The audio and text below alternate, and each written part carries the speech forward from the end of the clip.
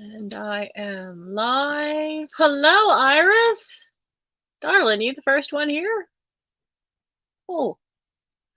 Cool. Cool, cool, cool. What am I got here? Trying to get lined up because I'm a little out of kilter. Little bit. Just a wee bit. Oh, ow. Waited too long to take those meds for my spine. And Mike brought me coffee and I have nowhere to put it. Because I don't want kittens near anything. So give me a second as people come in. Hello, Kathy. How are you? Yeah, let's hope that no kittens decide to come over the pile and try to get to the windowsill.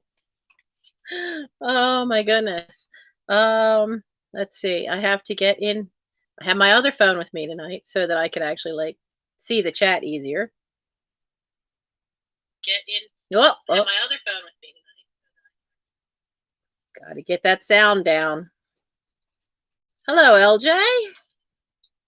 No. What are you doing? Oh, thumbs up to myself. That would be good. I don't want top messages. What is it doing to me here? Why?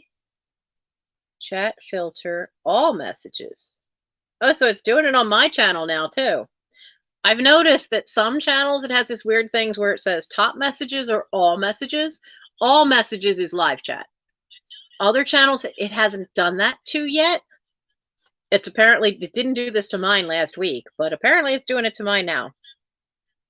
Yeah, it seems like it's being a staggered rollout. So, yeah. So it has changed. Stonewall, hello. LJ and Stonewall, you are new to me. This is not my usual setup. Usually I'm at a desk with over in warehouse 13, which is what I jokingly call my living room, because it's full of boxes from when we had to empty a storage unit into the house.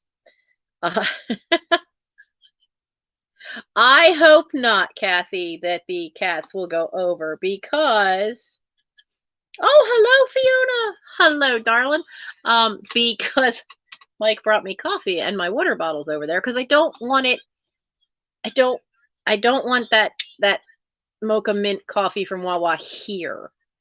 The water I wouldn't care because it's got a twist top, but I don't want the other one that has just that pop on top, and I don't want that anywhere near the stuff. So,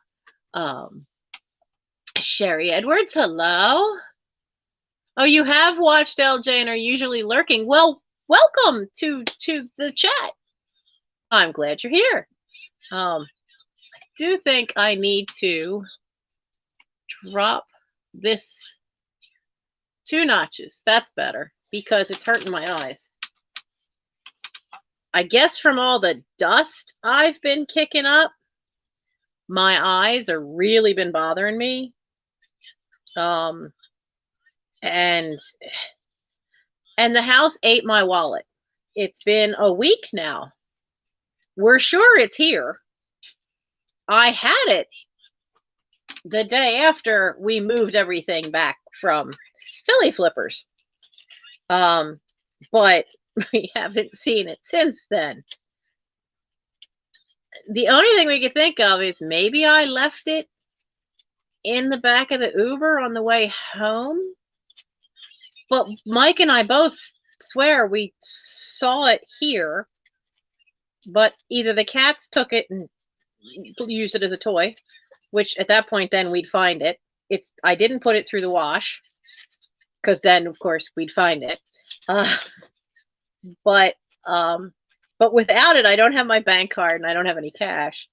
So I'm out of eye drops, which is making things fun because this eye is starting to swell a little bit today. So it's really gotten aggravated. Oh, dang it. Come on. There's a little dot right in the center of the lens. Does not want to come off. There we go. Trash bags down there. So, God, these things are so scratched up. But hopefully, the new insurance card should be here any day now, and I can go, and Mike's gonna pay for new glasses for me, since my insurance only pays for the like many insurances, they don't always pay for the glasses or the lenses. It only pays for the optometrist, and that's what mine does. So, and my I had an accident. Some idiot threw vodka in my eyes at a graduation party from high school, and so my eyes are light sensitive. So sometimes, like tonight, the ring light literally hurts my eyes. So if I kind of look sideways at you and not directly at you tonight, it is not that I'm annoyed with any of you by any means. It's that the ring light just bothering me tonight. Yeah, we'll see what can I hold up so we can see. Let's hold this up and see how bad is the glare. Not too bad. I wear sunglasses. Don't actually have any, because without them, these are so old I have to read through the bifocals. My eyes have changed so much. Without them, I don't know if I could read my notes. I certainly wouldn't be able to read the chat. But we'll get there. Oh wow. Teofane, not yet, but I have monitored my account and nothing has changed. There's been no problems there. There were no credit cards in the wallet because I only carry them if I actually know I'm going out and need to use it. So those are all here. The only thing that's annoying is that I'm missing my insurance card, my bank card, and there was something else that I went, oh yeah, that's annoying. Oh, there was the card in there that tells me the date, the next date for my spine doctor. So I called his office and got that date right away. Ah, goodbye, Fiona. You can always catch me on the replay.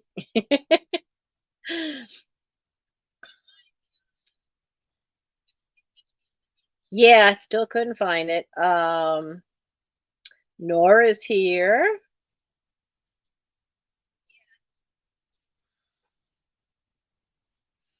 Well, I know 2 people sent me a package, and 1 package so far has shown up. And I don't remember what now one of them I think was Melinda. So Mary, I think, is the one that sent me all the cat stuff. And a very nice scarf for me and socks. I can't show you the socks. I'm in the snowman socks right now, and there's no way with my spine that I'm going to be able to hoof my leg up here. I am not Cirque du Soleil. Oh, Nora, you sent one too? You sent one to me too? Oh, how sweet. Thank you. Have fun at work, Fiona. Try to. Even when I've had crappy bosses, I've always managed to have fun at work because I'm just irreverent. That's totally why. I'm just totally irreverent too. You're the boss? Okay. I'll just go over here and do my job. You go over there. And they always seem to put up with me. I don't know why, but it's been great. I haven't really had too many bad bosses. Only one who liked to scream at the staff. I lasted as manager of his own. He was an owner of a Hallmark store because they are a franchise, and he owned 2 of them. And he was in the middle of a divorce, so the wife was getting one and he got the other. And he would scream at the staff. And the first day he did that, I just went, excuse me? What are you doing? And he'd scream at them on the sales floor.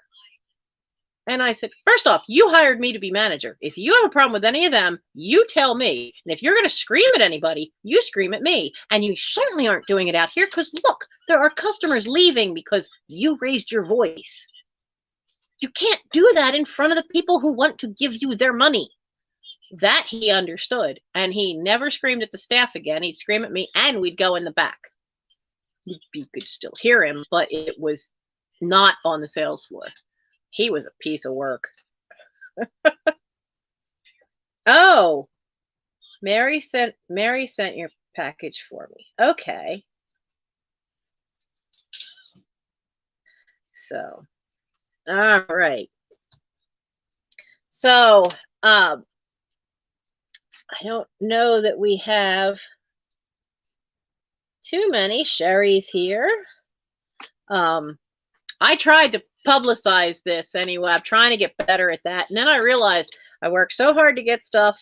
In spite of the technical, I still can't edit videos in my laptop. They took away Windows Movie Maker and replaced it with a free trial for something else, which I don't want. It's overly complicated. It separates the sound. It immediately separates the soundtrack from the video, which if you touch the wrong thing, to my detriment, I found out, it will completely skew the sound of you speaking to the video. It's overly complex. I liked what I had because it was so simple. And if I wanted to put little words in and overlay, I could do that. But man, that new thing is just, and at one point, like one of my videos, for some reason, it keeps playing the video upside down.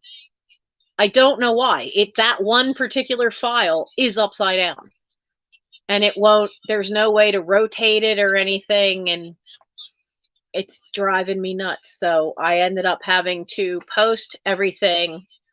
I think it was after midnight the other day when I finally got it figured out on Wednesday night, after Boy Scouts. And I ended up having to just post the dollhouse, part 3 of the dollhouse as 2 parts, because I got a phone call while I was filming and it glitched the filming.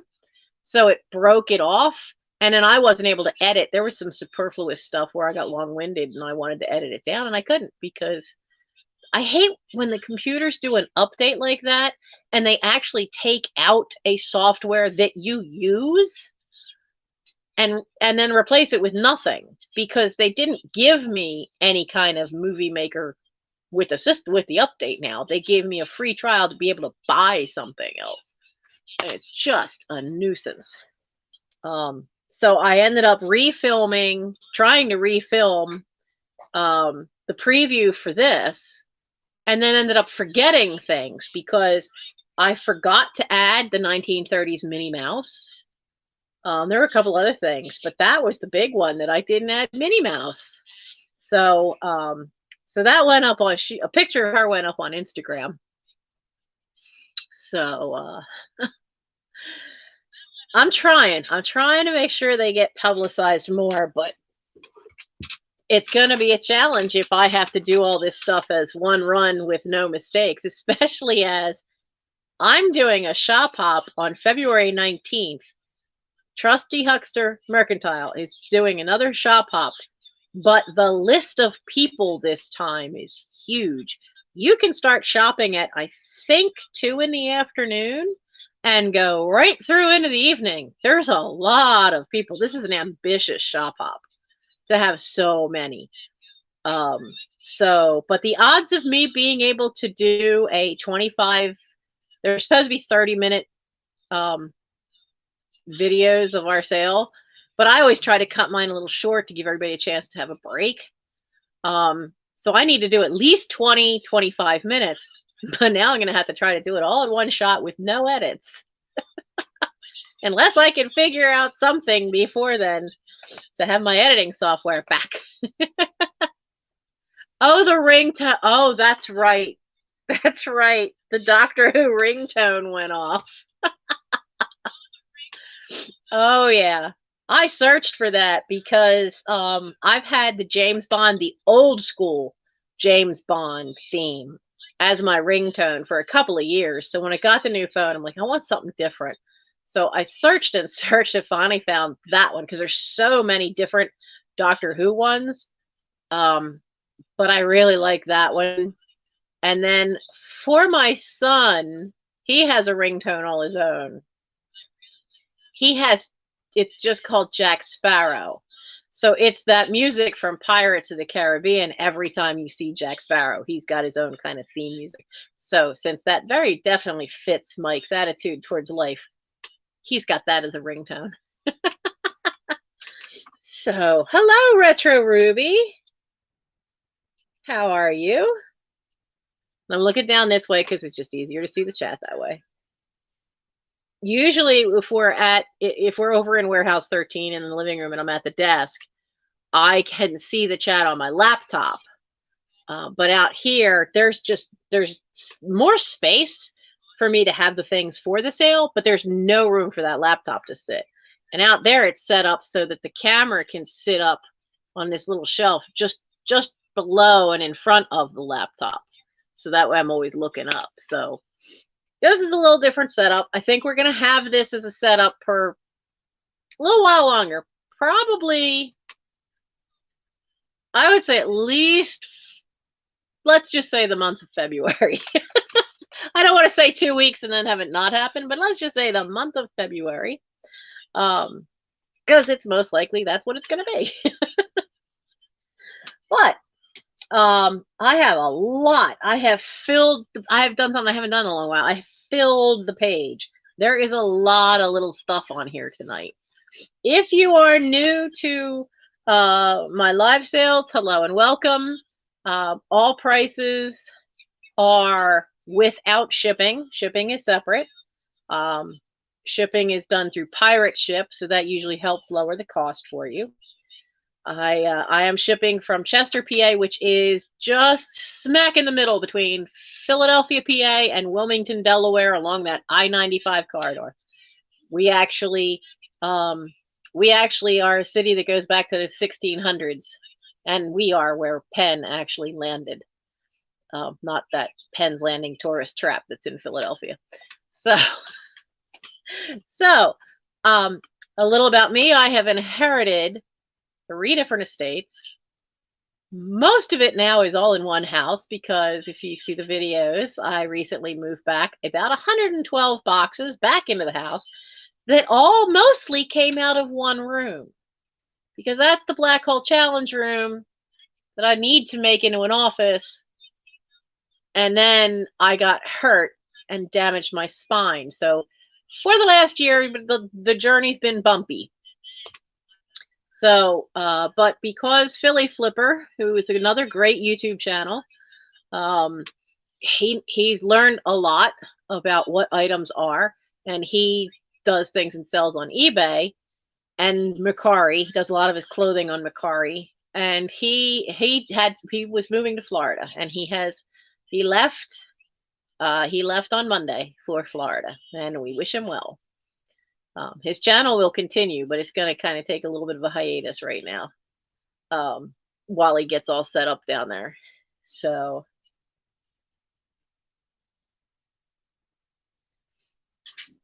if he doesn't like the pin, okay, I'll keep that in mind, Nora. I will keep that in mind. But anyway, it's very clogged here. We are back to being what it was when I first had to empty the last of the 3 storage units I inherited. So now I was determined none of this stuff was going back into that room. That room's not ready yet, but some of the things I need, like there's 2 china closets in there now. So some of the stuff I need to actually make that an office studio for this overstuffed house is already up there. So I would have considered it a failure if anything of all this stuff went back into that room. So it's all now here in the dining room at both ends. There's room in the back we call the playroom, because that's where all of us growing up, that's where all the toys were kept, and Mom's sewing machine was back there.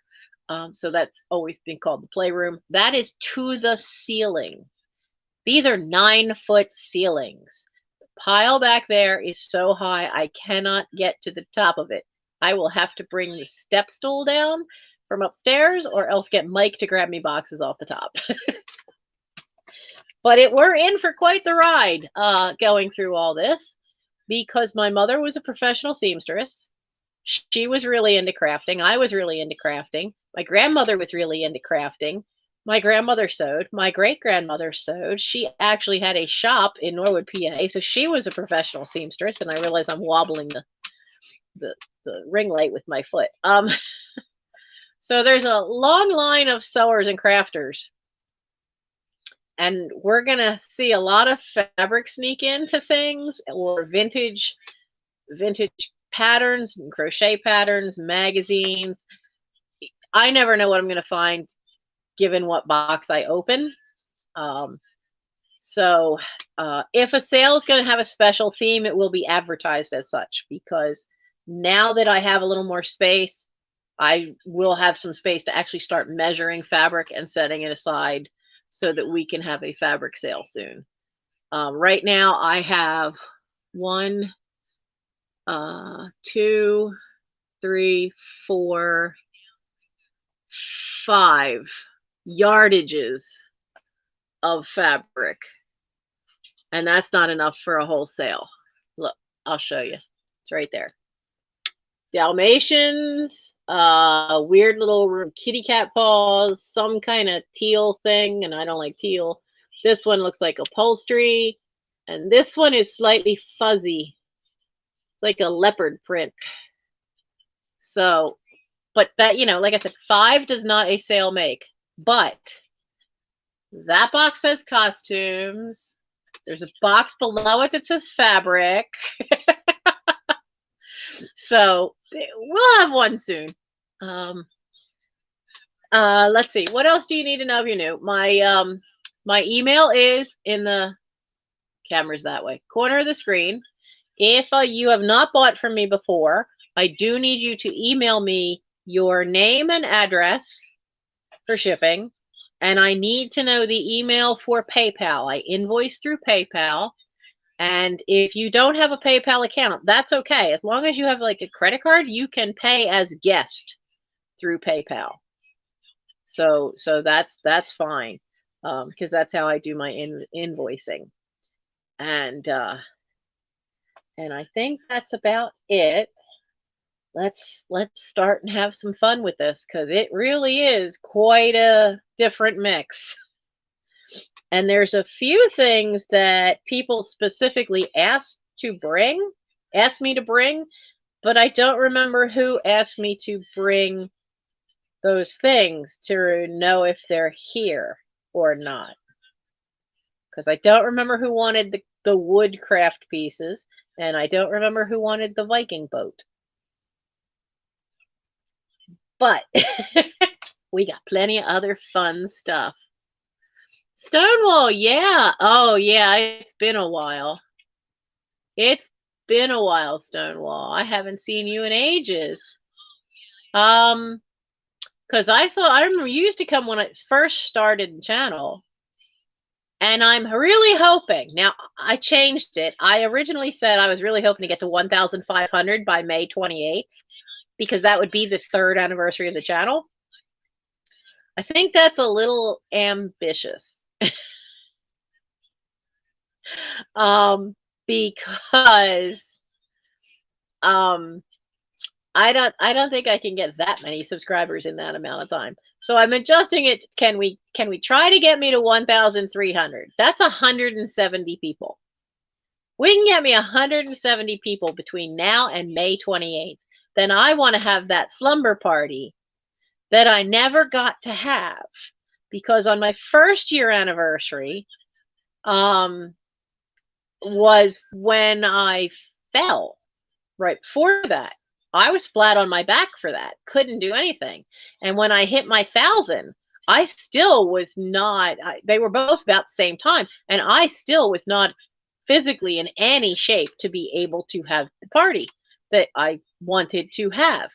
And then the 2nd anniversary came around. I went, great, I'll do that. And I had a relapse. I had a bad relapse the beginning of last year. So no health problems are allowed to happen around May 28th. Whatever date it comes out to be for the party. We're having a slumber party. We're going to stay up all night. We're going to have games. We're going to have giveaways. We're going to goof off. We are absolutely not having any nonsense with my health for this year. But I'm hoping we can get me to 1,300. Okay, Nora, it was. I kind of thought it might be you that wanted the Viking ship. So that's the plan. We have to get me. We have to. Please help me. Please, I'd be so grateful if you can help me get to that 1,300. If we can get me between now and the end of May another 170 subscribers, I would be so grateful. So what did LJ do? Oh, a little thumbs up. Yes, thank you. Remind everybody for thumbs up.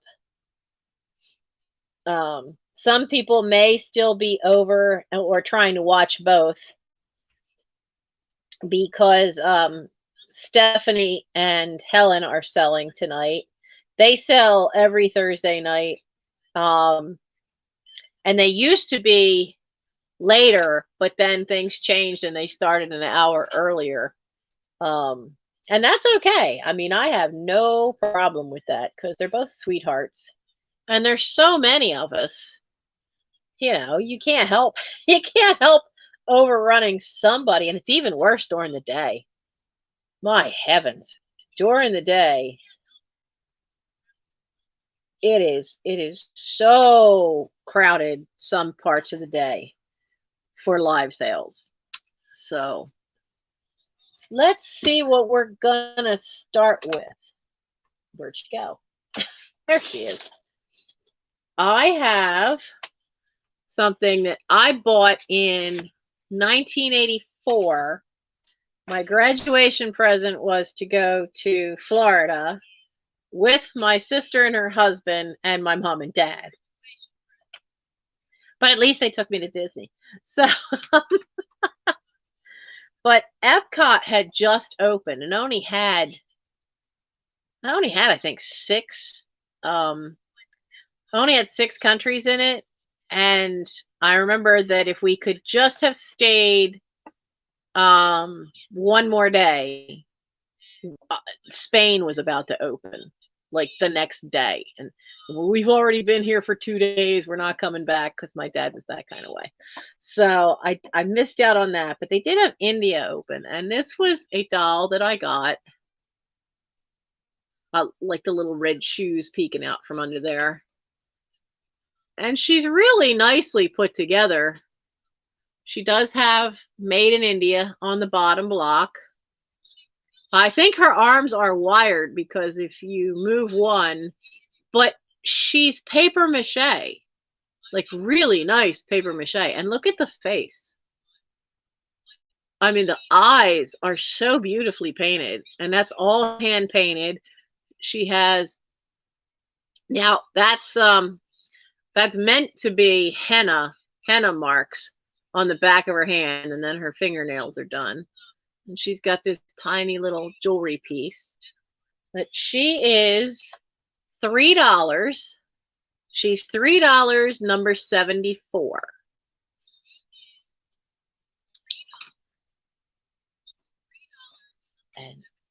And I'm about to sneeze.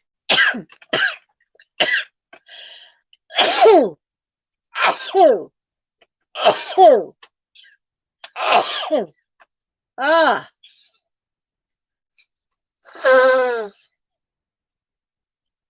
My goodness. There's never just one. Never just one. Thank you. Never, never, ever. Okay. Where did I put Pinafore? Oh, there's Pinafore. So, as usual, I start with a few smaller, quickie things because I know people will still be coming in. Usually that first 45 minutes, people seem to come trickling in. and some of it just went on my hand.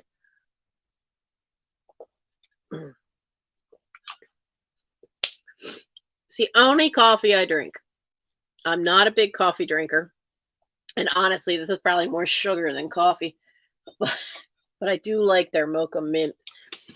Uh, ew. Well, now what? All right, now what, Einstein? Well, these need to go in a wash anyway.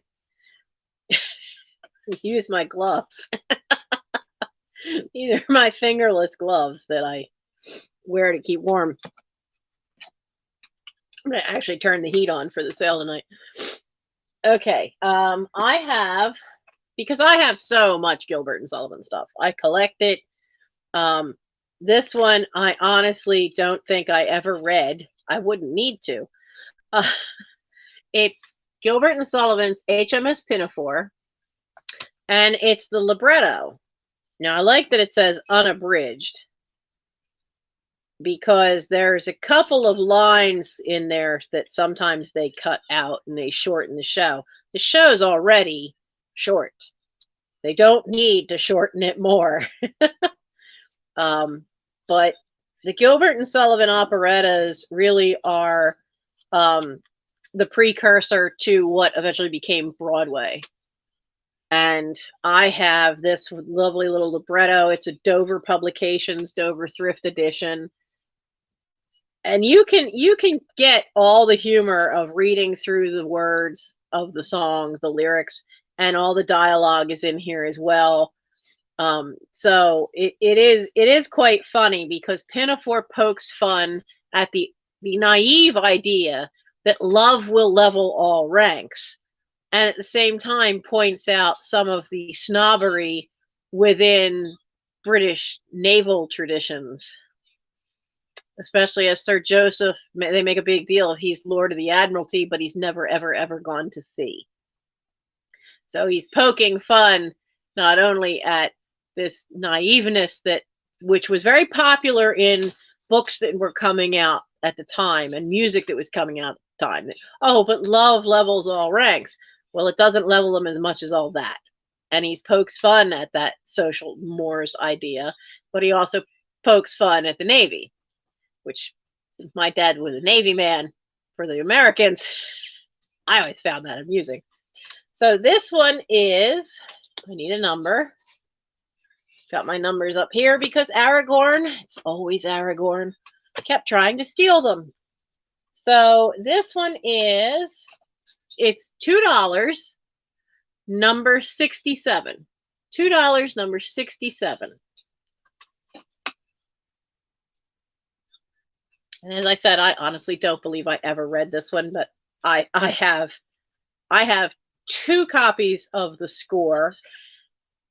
I have, I don't know how many copies in other books. So I thought it was time to start purging a little bit. Yes, Linda, you have not gotten an invoice. It was so much chaos here moving the 112 boxes back. And as much as I tried, I did not want to damage the spine or cause a massive flare up. But I did end up losing 2 days being in bed. And then trying to find the wallet caused another consternation. But you will have, we had a hiccup at Boy Scouts that just took out the earlier part of this week. It's not something I can talk about, but as one of the Scoutmasters, I had to be involved, and that took up a lot of my free time getting that settled. So you will have an invoice this weekend, and I have my packing list all rewritten because I had a bunch of older things still on it, so it got to put too many pages where I was looking for which ones hadn't been sent. So you will have one this weekend, because you got those wonderful little girly candles, and I want to ship them before we hit warm weather. So, but sometimes, yes, I sometimes I do end up behind if I mess up my back, because that usually means flat on my back for days. It's no fun. We got 10 months to go. Oh no, no. I want those candles out of here while it's still winter. I do not ship candles in the summer. I did that once early on when I was selling on eBay, just off and on before I inherited all this stuff when eBay first started. And I sent a pair of candles to Texas. And what they got was a box of melted wax. I will never ship candles except in the winter. Oh, let's see. What is next? Okay. Next is the weaving bag. Now I'm out of I didn't have plastic bags to use, so I've been using my freezer bags that I use a lot of. And I ran out. And without the wallet, I haven't been able to go buy more. So this is still, hey, you're losing one of your. So this is still in the, hey, bag that we found it in. There are two of them. Now this is a crafter thing, which I found really kind of interesting because I'd never seen them before. So it's called Weave It, and I've got two different sizes. It comes with instructions, don't worry. And look at how little this one is. I mean, that's got to be what, maybe 2.5 by 2.5? The other one's a bit bigger. It's called Weave It, has a patent number and a Canadian patent number. Manufactured by Donner Products, Medford, Massachusetts. And what it makes, now the little one, the box is perfect. The bigger one, the box has a dent. But what it makes are these squares, and then they all get stitched together. So it's a loose weave, and I'm leaving the example pieces in there, and these feel like they're wool, and it's that thin little like baby yarn. Hello, Katie. Hello, Warren. And it comes with, each one of them comes with a little needle. Now this is for the small one to do the weaving. But you go back and forth and weave, which one way would be warp and the other way would be weft, I think. I'm stretching my brains here to figure out weaving because I've not done that since I was like 10. So you and that's got its instruction sheet as well, and the two needles. Then these are some that were in here that were done in gray, that were done with the bigger one. So if anyone wants to try their hand at that craft, one of the needles dropped on the floor, and I will find that because I want to make sure it goes with it. So if you would like to have the weaving bag to give it a try, I could not really find these when I looked online. I found the weaving things that make the pot holders that you do with the pot holder loops, but not these guys. So for both of these, it's going to be, and if nothing else, I think being that they're almost like flower frogs, they'd be really cool to hold up your vintage little cards or postcards or Valentine's or pictures to display them. So the two together are going to be $7. They're number 85. $7, number 85.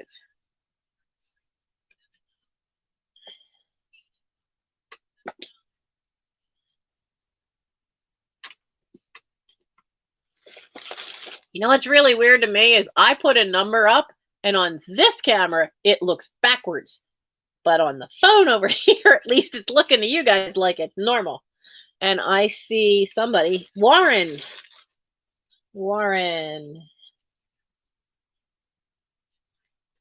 All right. Thank you.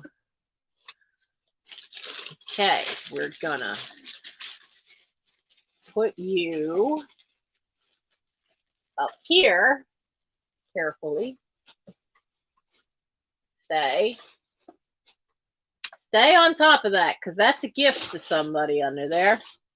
I found a jacket that's about the size for a, I think it's a size 14, 16 for a miss. So it's a junior size. And someone wanted to pay me to make a surprise box for sewing with different types of fabric and things in it, because they're going to teach their 16-year-old granddaughter. And I thought that thing still has all of the pieces of the pattern still attached to everything. She can have that to practice on as a gift. I'll give it to her because I'm not going to make it. I got enough stuff to do that I want to do. So let's see. I have some old magazines because I want to start including a couple of them each time, because I need to start getting these out of here. I have now this one I found interesting because this one is from 1957. Hello, Bonnie. This one I found interesting because it has His Royal Highness the Prince Philip, Duke of Edinburgh, introduces to members the narrative of his round-the-world tour. So I thought that was pretty cool.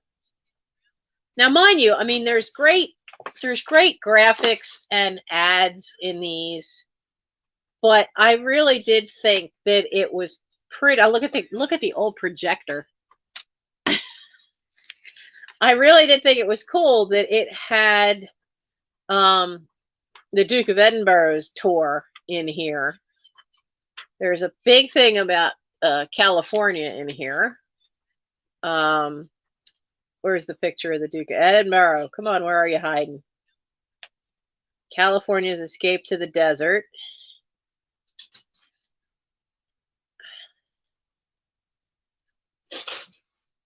Uh-oh.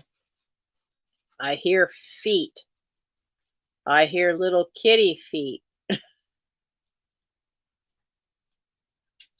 How we sailed the new Mayflower to America. That was a different one. There's the Duke of Edinburgh. They actually showed this scene in The Crown, where they were at a place where they were digging out the canoe. They actually had a scene about him being out on that thing. Oh, they well, you know, they just slide down the railing all that way. That's at St. Helena. But I found it interesting, especially as this is actually talked about, and they actually show bits of it on the TV show The Crown, of him going off on this tour.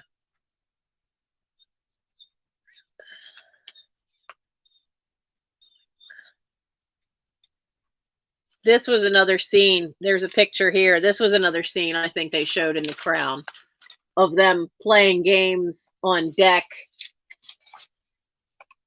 By the way, let me know if my voice starts fading out, because I have to turn sideways to look at the other phone. Personally, I like the penguins.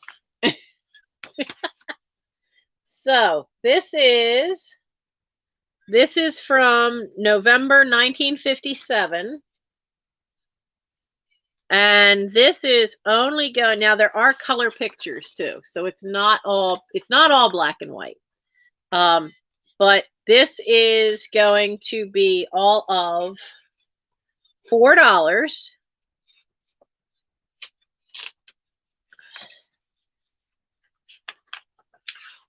I like some of the ads that show the bedrooms.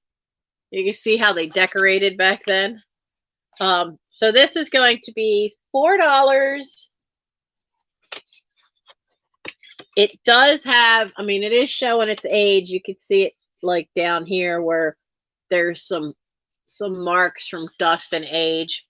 because these things, were sitting in an attic, so like a lot of the spine edges, there just was a lot of dust on them. Oh yeah, his mother.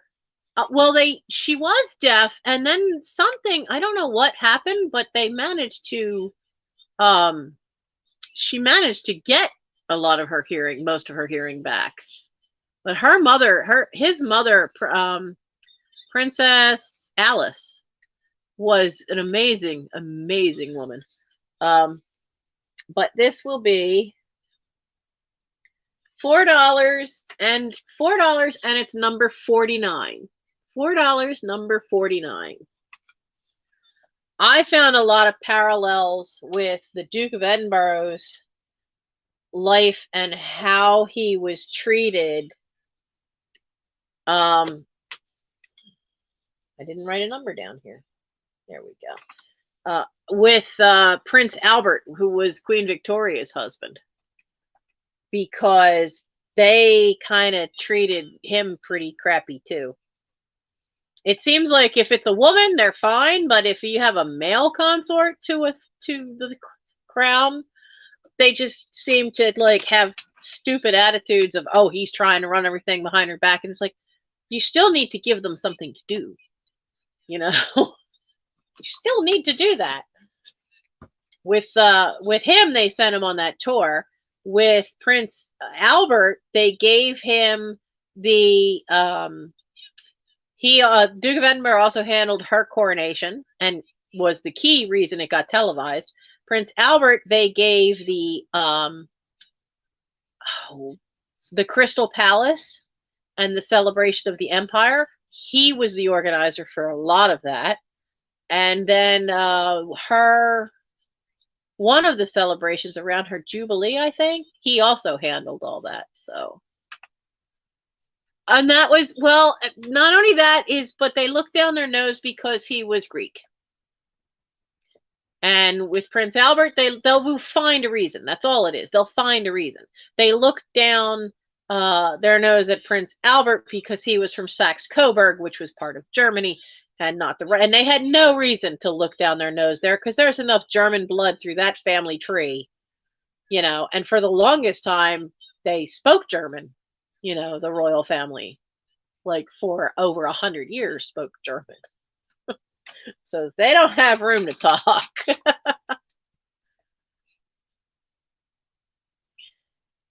Which he, because see, the bloodlines are so amazingly mixed, because Prince Philip had 2 sides that were royal blood, and then Prince Albert also had 2 sides that were royal blood. So it gets confusing. Hello, Paula. How are you? And Lorna's here. Oh, you were sent over from Steph and Helen. Well, welcome.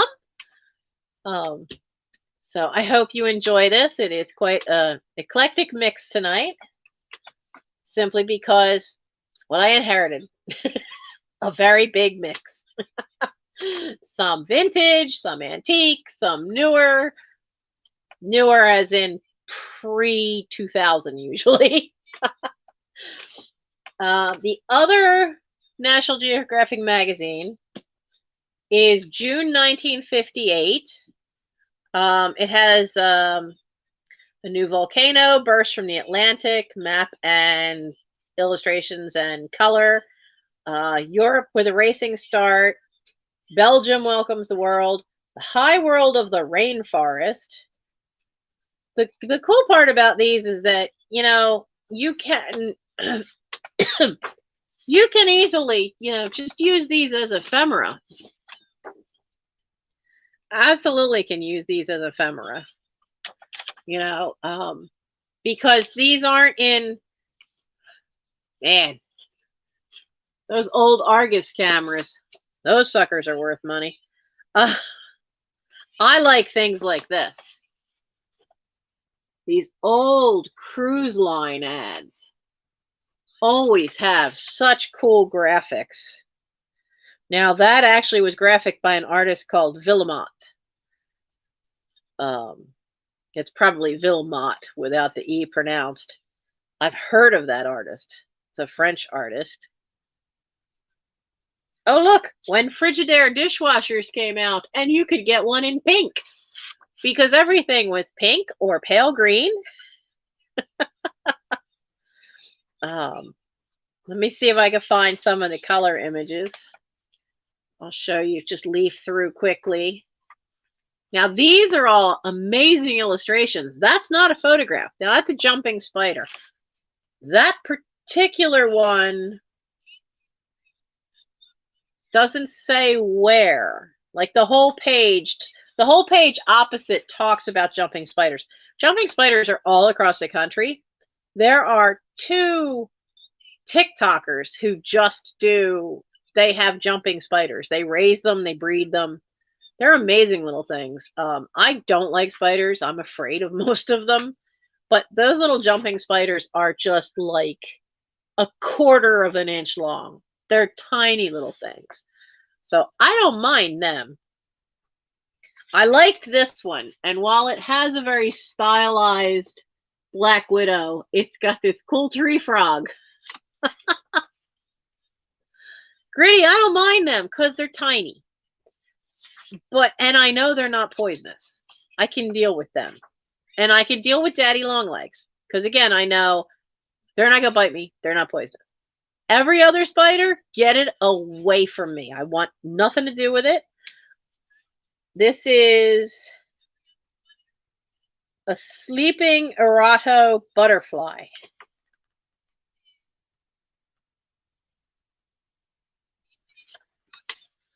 So, well, yeah, and that's why I started watching these 2 TikTokers, because they have them and they teach you about them and how they jump. And I never knew it, but when they jump, they actually have a tether. They will always give themselves a safety line when they jump. And they don't bite people, because if they did, they'd break their teeth and then they'd starve to death. So they don't tend to bite us. Now, this one is, somebody did take a couple of pages out of the center. But it has some pictures from Belgium. It had those really cool illustrations. But you can, like I said, these are not in pristine shape, and they don't, other than the Duke of Edinburgh one, they don't really have anything absolutely major news that made them worth a huge amount. So don't feel bad if you want to use these for ephemera, for junk journaling, for anything you wanted to. So the June 1958 one is also $4 and is number 15.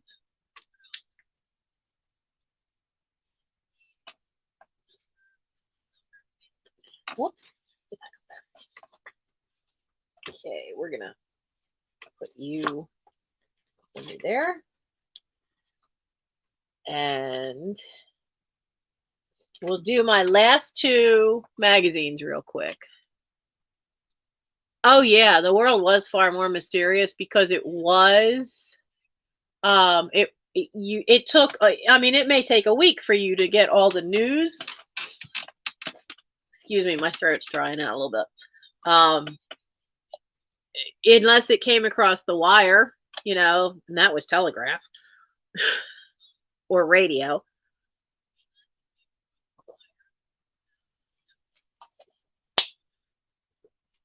Because most film things that were shown on the television, not everybody had a TV. And film, they still had to get it to the places where it could be developed and then passed around. And travel was looked at as something new, because cars, the war had ended. A lot more cars were being made. Then it became a big deal picnics had a massive resurgence that they hadn't had since the late since all through the late 1800s, because people could get in a car and go somewhere, instead of, your life sometimes was limited to just how far you could walk. You know, walk into town, get what you need, walk back, and whatever. And so there still were a lot of rural communities like that. But then after the 1940s and the war ended, by the 1950s, you were seeing massive changes. Everybody's world so quickly expanded, and then you look at our world and it's even more expanded, and we really get an understanding that for all the pundits that try to make us versus them, when you really start looking at everything, you know, we're all after the same basic things: clean water to drink, a safe place to live, safety for our kids, an education for our kids, you know, a roof over our heads. I don't care where you are in the world. Those are the basics, and everybody is the same in that. Everybody wants that. So, so we're more. It's a big world out there, and we're more interconnected than we ever knew. And now you can really see that in a lot of ways, we all just want some of the same basics, no matter what. Okay, let's see. 365 Vintage Hunter. Hello. I haven't seen you before either. You're new. So we have 2 or 3 new people here. My email is right in the corner there. So if you are going to put in an offer on something or go to buy something, I do need to have your name, your address, your PayPal email. Shipping is not included with the price, and I use Pirate Ship. I'm shipping from southeastern Pennsylvania, so I am about half an hour below Philadelphia. And so, oh, I didn't know that was you. Well, hello. Oh, hi, Trisha. Trisha's here. Party time. Time for the party. All right, let's get through these 2, because then we can start doing a couple of offer ups. Because I know some of you have got to be looking for that 1930s Minnie Mouse. So this is 19. Is this the 19? Yeah, July 1970. Family Circle. That's Edie Gourmet. Who remembers her? They have an article on Needlework from the Stars. I kind of like that one. And again, I mean, there's foxing on the outside. The cover's got some issues. I did find one page where a picture had been cut out. So, so this is, I'm going to do it this way so you can kind of see what's in it. And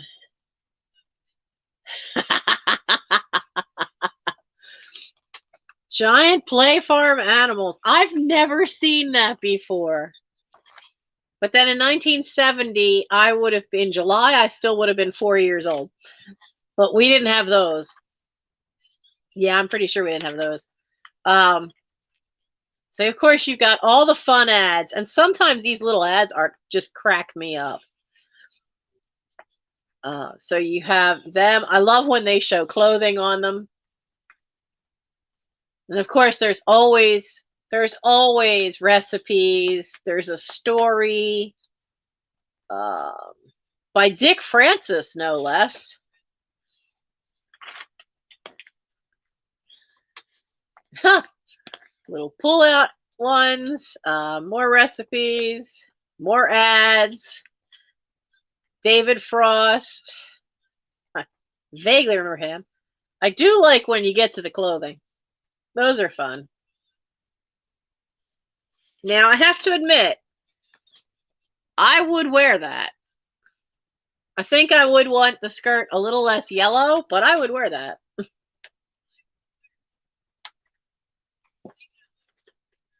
And considering how many operettas I've done, I've probably worn that. Boy, does that look like something for Princess Ida. Okay, here's the fun ones. I absolutely love looking at these for this. Look, you can put Casper on the wall for your kids. I just think it's hysterical to look at how they decorated, because Oh, this one hurts my eyes. When you see the difference, because the other family circle I have to show you is from 1962, when you see the difference of the bedrooms, this one makes my brain and my eyes hurt. Is this for your child? This has got to be for a kid, because no adult's going to live in this. Oh my gosh. Oh, that's too much. That's just too much. That's so too much. Hi, Jen. Hello, hon. Oh my goodness. That is just a whole lot of print. Oh, right? Isn't that the stuff from the 70s suddenly had like color exploded? Now this is the tapestry stuff where they talked about the needlepoint, and you have Edie Gourmet, you have Amy Vanderbilt gathers daisies, and they put this neat little picture in the bottom.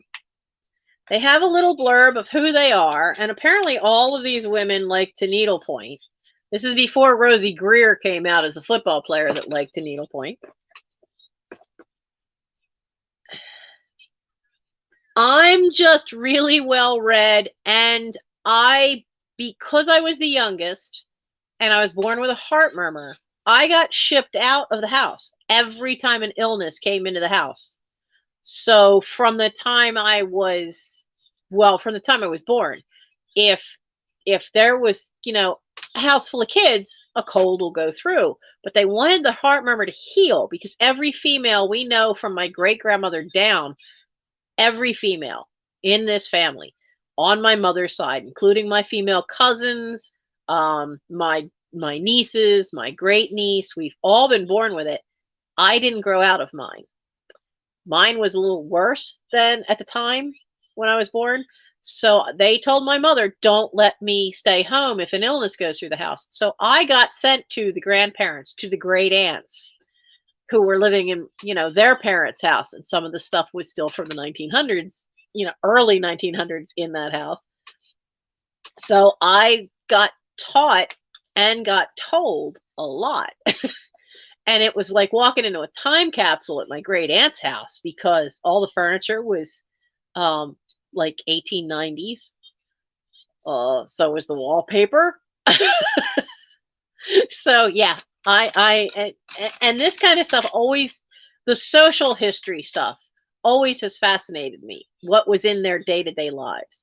If I hadn't gone to college for communication, I should have gone for archaeology, for social archaeology, which back then they didn't have, but they do now, because I'm fascinated by it. So you have Angie Dickinson does Violet, and Dionne Warwick does the mushrooms, which I really like that one. The nice part of these is that if you know how to use graph paper, you can copy those and make your own on a graph paper and then transfer that to needlepoint. And then the rest is a lot of ads. Shut it! Yay! It's been a while, but yeah, thank you. This ad is cool because it's the shape of a butterfly, and that's for carefree summer eating. It's so carefree that it's spam.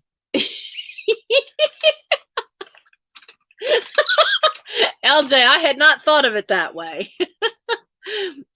So, wait, is that a super? That's a super chat, right? I have yet to learn the difference between super sticker and super chat. But thank you. I want to figure out, because it's Nurse Flipper that has the dolphin.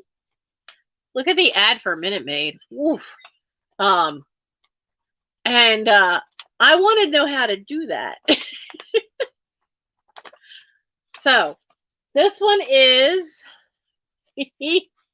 super chat. You can type. Okay, thank you. I don't get them often, so I'm very grateful. Thank you very much. This one is 1970. So, this is $3 and it's number 87. You make a video and you share the clip through StreamYard. How? I'll figure it out. Paul's the one that was busting my chops about how I should do that. And so it's only been a week and a half that that's been on my mind. All right.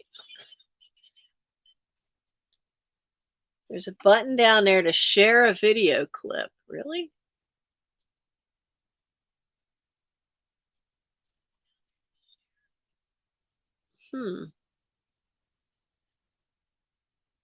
I'll find it later. I'll figure it out. We all know I'm technology challenged, but I'll figure it out. I can't figure out the editing software the computer did, but I can figure this out.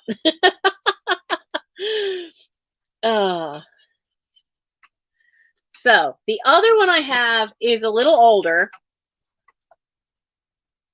I honestly, when I first saw this, I thought the wallpaper matched the plates, but it is actually different. Oh, wow. Thank you. Oh my goodness. Thank you. Thank you. Thank you. Now, you know, you should know all these super chats and stickers, these all go towards my roof. I want to get that leak fixed. So thank you. Thank you. Thank you. Thank you. Thank you. I honestly, I think when I first got to my 1,000. Oh, thank you so much. Good night, 365. I'm so bad with names. Oh my goodness. Thank you so much. That's awesome. Look, this is why my live sales get long, because I'm like squirrel. Oh my, where was I? Now this one has, like the other one, it has one page where there's a picture cut out of it, but it also has one page that's ripped in this one. I love how back in the day, this was 10 cents. They aren't that now. They're like, they want like $5.95. So this one has some issues too, in that like the back's a little bit crinkled up. You can see it. You can see it's all wrinkled on there. So we've got all our ads again. The puppy.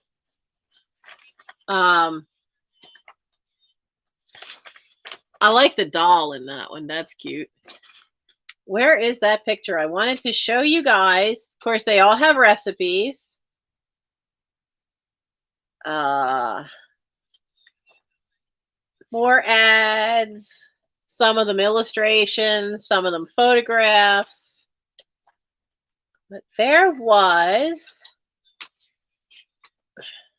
I like this one's all the stuff for Easter. I can't remember who it was, but I remember one of the many, I mean, I lost track of how many plays and musicals and theater I've worked on, because I know at one point I think we figured it out that when I was still a teenager, right before I graduated high school, in 3 years I had worked on 82 shows. That's a lot.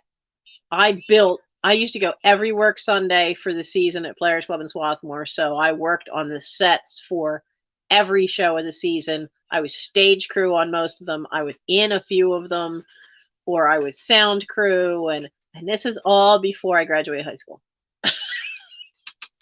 This included my senior year.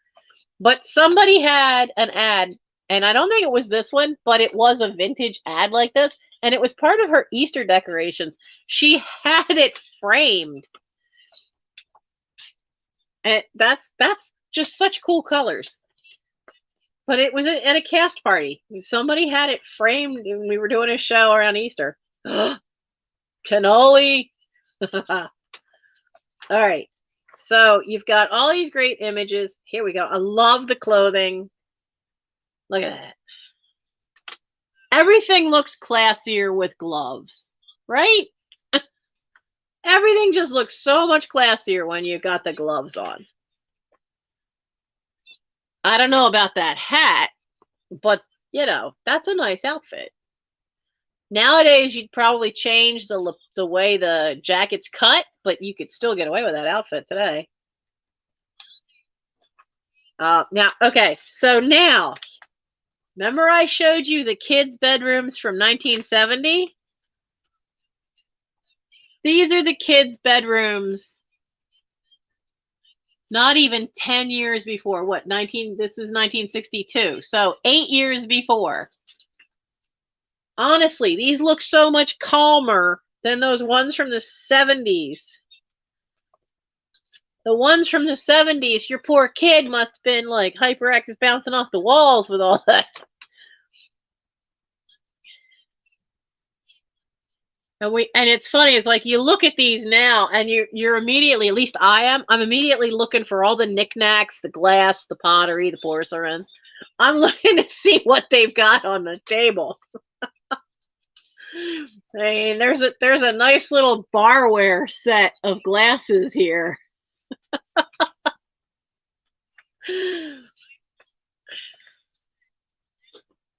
So, I mean, I like looking at the decoration, how they've changed what they've done, but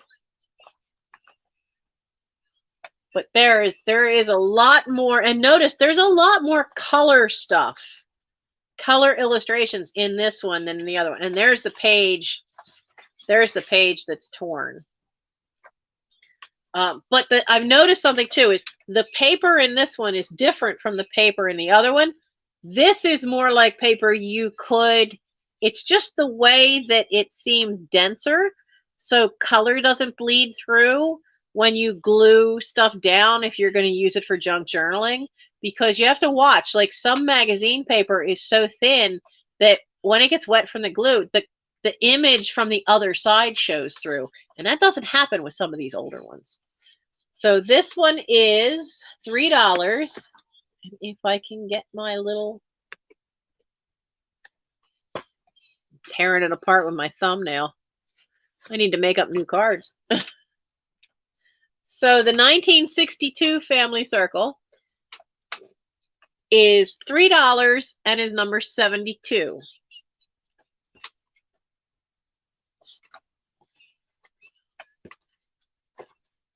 Okay, now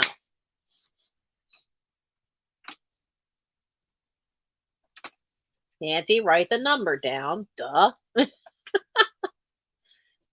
Okay.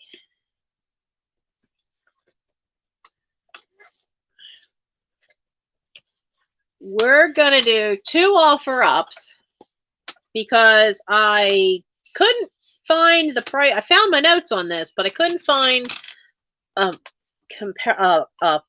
comp. And I had a comp like weeks and weeks ago when I first found it. Sadly, this was in a box where a bunch of fabric was on top of it and it completely crushed the box. But these are in excellent shape. It's a desk set, an Art Deco women's collection. It's meant to be on your desk. It's a great little set. It's never been used.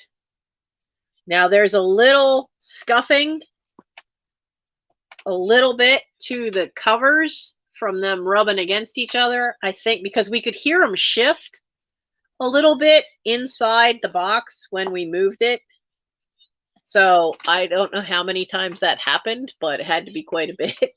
So it's gonna be an offer up. It's gonna start at $10 for the whole set. You get this wonderful pocket notebook. All the pages are lined with this nice little illustration, nice Art Deco cover. So you get that. And I guess I keep forgetting now because I'm not at my keyboard.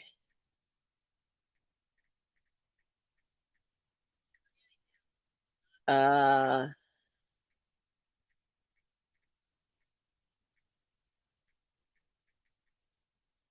we go.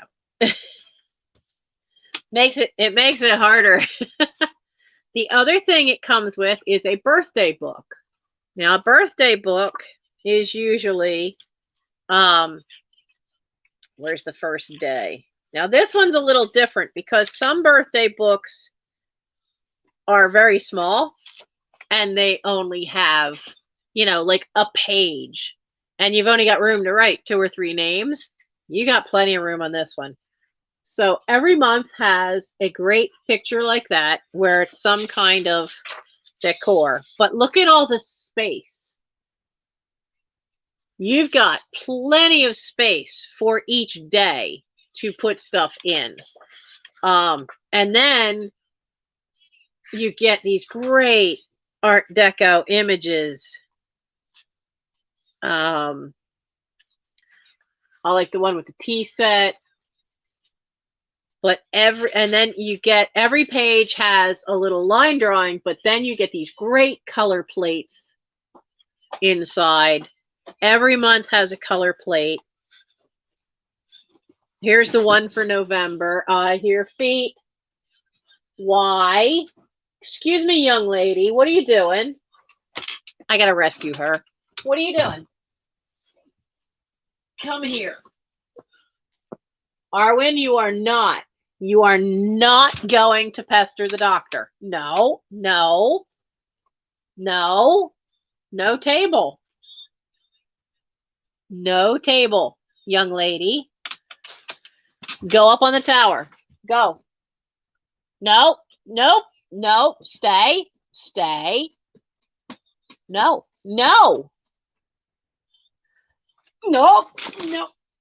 You tried to leap over my arms. That didn't work, did it? Okay, go down there, but you are not. No, you're not going up on the radiator. You're not going near the doctor.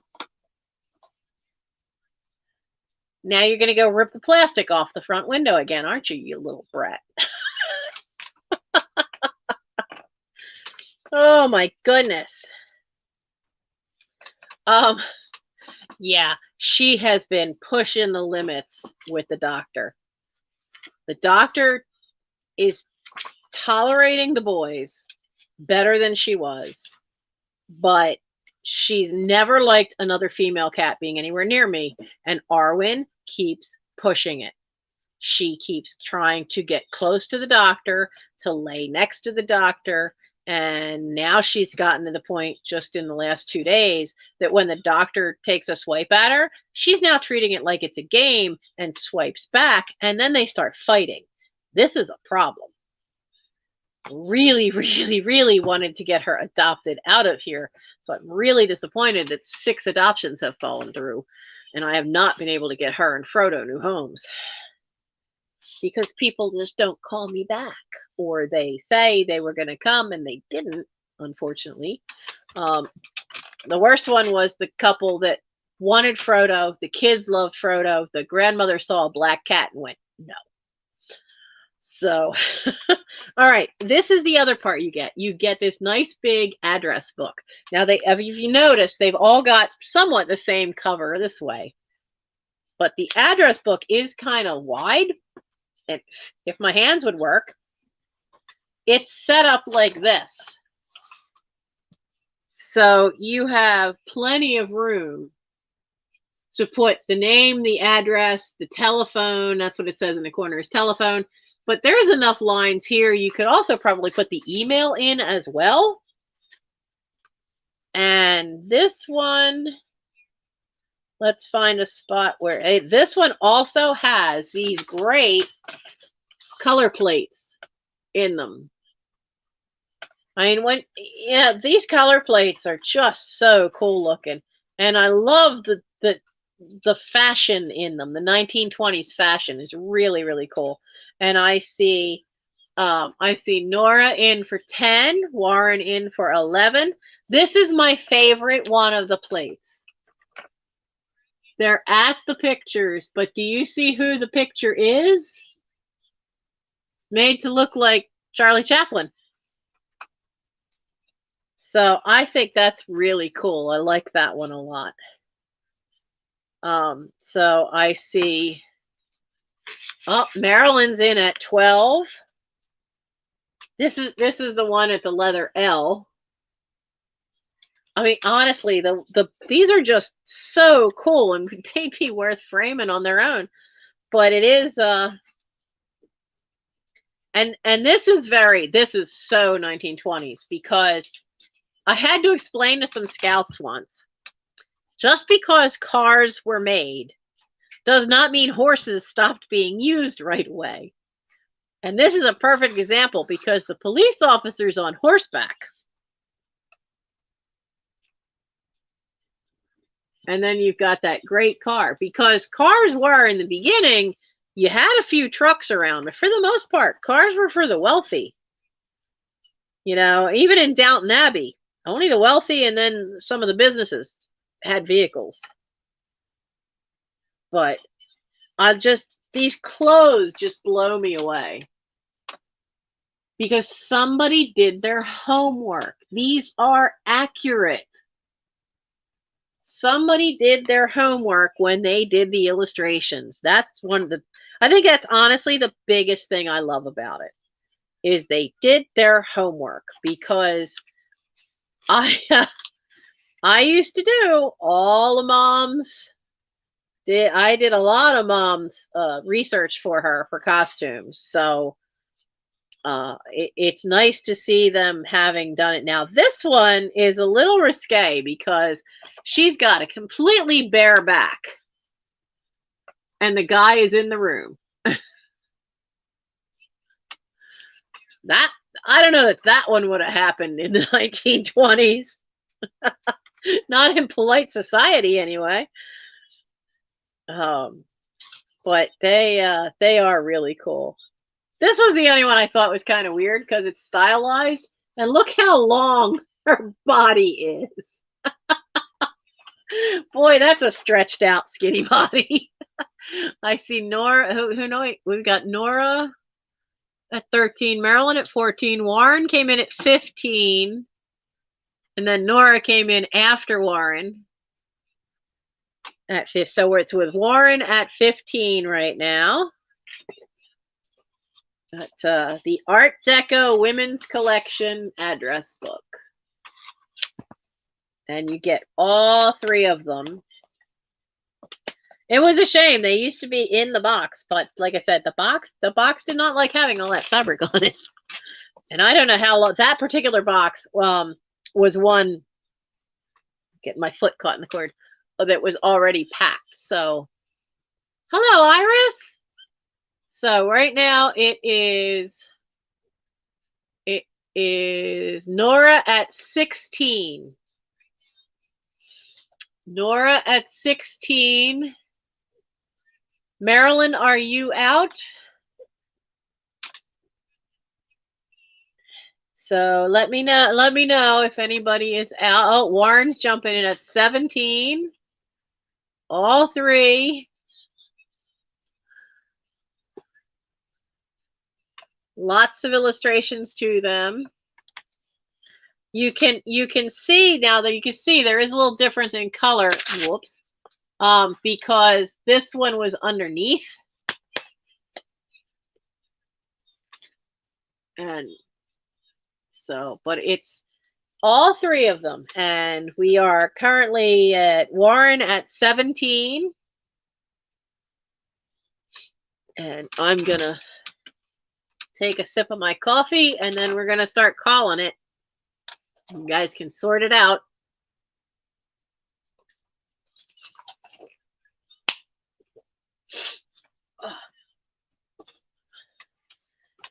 Okay. I know, it's such a great set. I've never seen another one like it. I did find one online once, and the note for that was with the box. That's how long ago that the box it came out of was packed. And then recently I tried finding them, and I didn't find them. So So we're going to start calling it. And we're going to throw a going once out there. Now, right now, we're sitting at 17 with Warren. There it is. Okay, Marilyn. Okay, Nora's out. And Marilyn thinks she's out.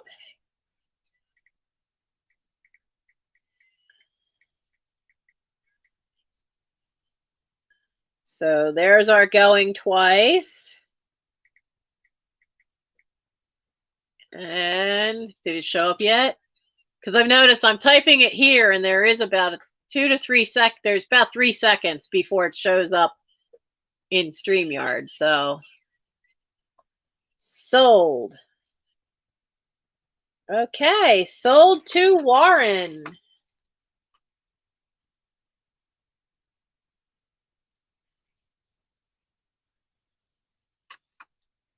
Okay, thank you so much.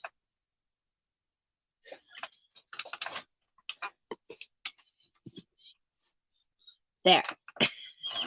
I suddenly stopped and went, tonight I didn't move all the fabric right there, so I don't have a place to sit stuff. Okay, we got it squared away. Now let's see. Let's do another offer up. Do you want that gorgeous scrapbook or Minnie Mouse? Which one do you want to see? Let's do the scrapbook. Let's do something really old. I have posted so much stuff about this scrapbook. Now, let's see if I can get it to show. Now, you've got this great lithograph, and the back of this says patented March 1876. But there's something inside made me able to date this to the early 1900s. It may have been started about the time the Second World War started, but there's other stuff that's definitely would be after 1917. So we know it's sometime in that framework. Now, when I found this, and I did buy this to bring to you guys, because I felt it was worth it, because I know there's several of you that really love it, and the fact that this is all dimensional, it's all embossed, it's just gorgeous. I'm going to put in the start, and it's because of what it is, and the fact that I paid for it. I am starting it flat out at what I paid for it. And if you think it's too rich, that's okay. But because I can always throw it up onto not a question mark. Where's the dollar sign? Onto eBay if I need to. Whoops, not 29.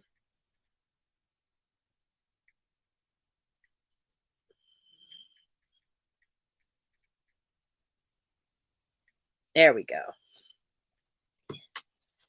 It is a high start because that's what I paid for it. Now notice it's not very big. Not all the pages are full. But this cover alone made me want to save this, get it out of there, and get it out into the world. This is a beautiful lithograph. The colors are really good.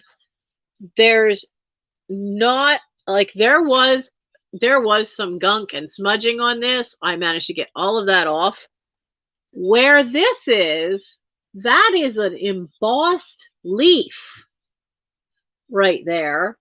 There's also a leaf here, and the embossing is right there. And I keep saying embossing, the gilding.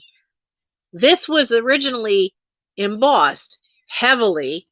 Like when I hold it this way, you can, maybe not. You can kind of see like the bird sticks up. That's the highest point, is the bird's wing right there. But I didn't know that this was gilded until I cleaned some of the dirt off of it. All these spots that you see that are coming up as white, these were all wear spots that were already there.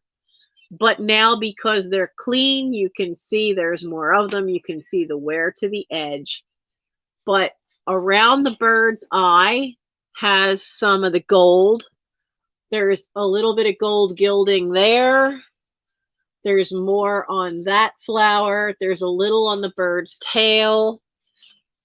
I didn't know there was any gilding. And I don't know if you can see all the lines on this flower. And I don't think it'll ever be able to pick up all the tiny lines on the leaves, but you couldn't see any of that. There was so much dust on this cover. You couldn't see any of those fine details. And now you can. Like, you could see the feathers here, but there's all these tiny little pin feathers here. And you couldn't see any of those before I cleaned it. Now, I have to be careful opening it because there are things in here that are loose, that are just sitting in here. Now, there's the first page. And over here, it says Hazel and I think it's Maisie. I thought it said Mary at first because it's in pencil, but I think that's M-A-S-Y. Hazel and Maisie Carter. And you have all these little kids.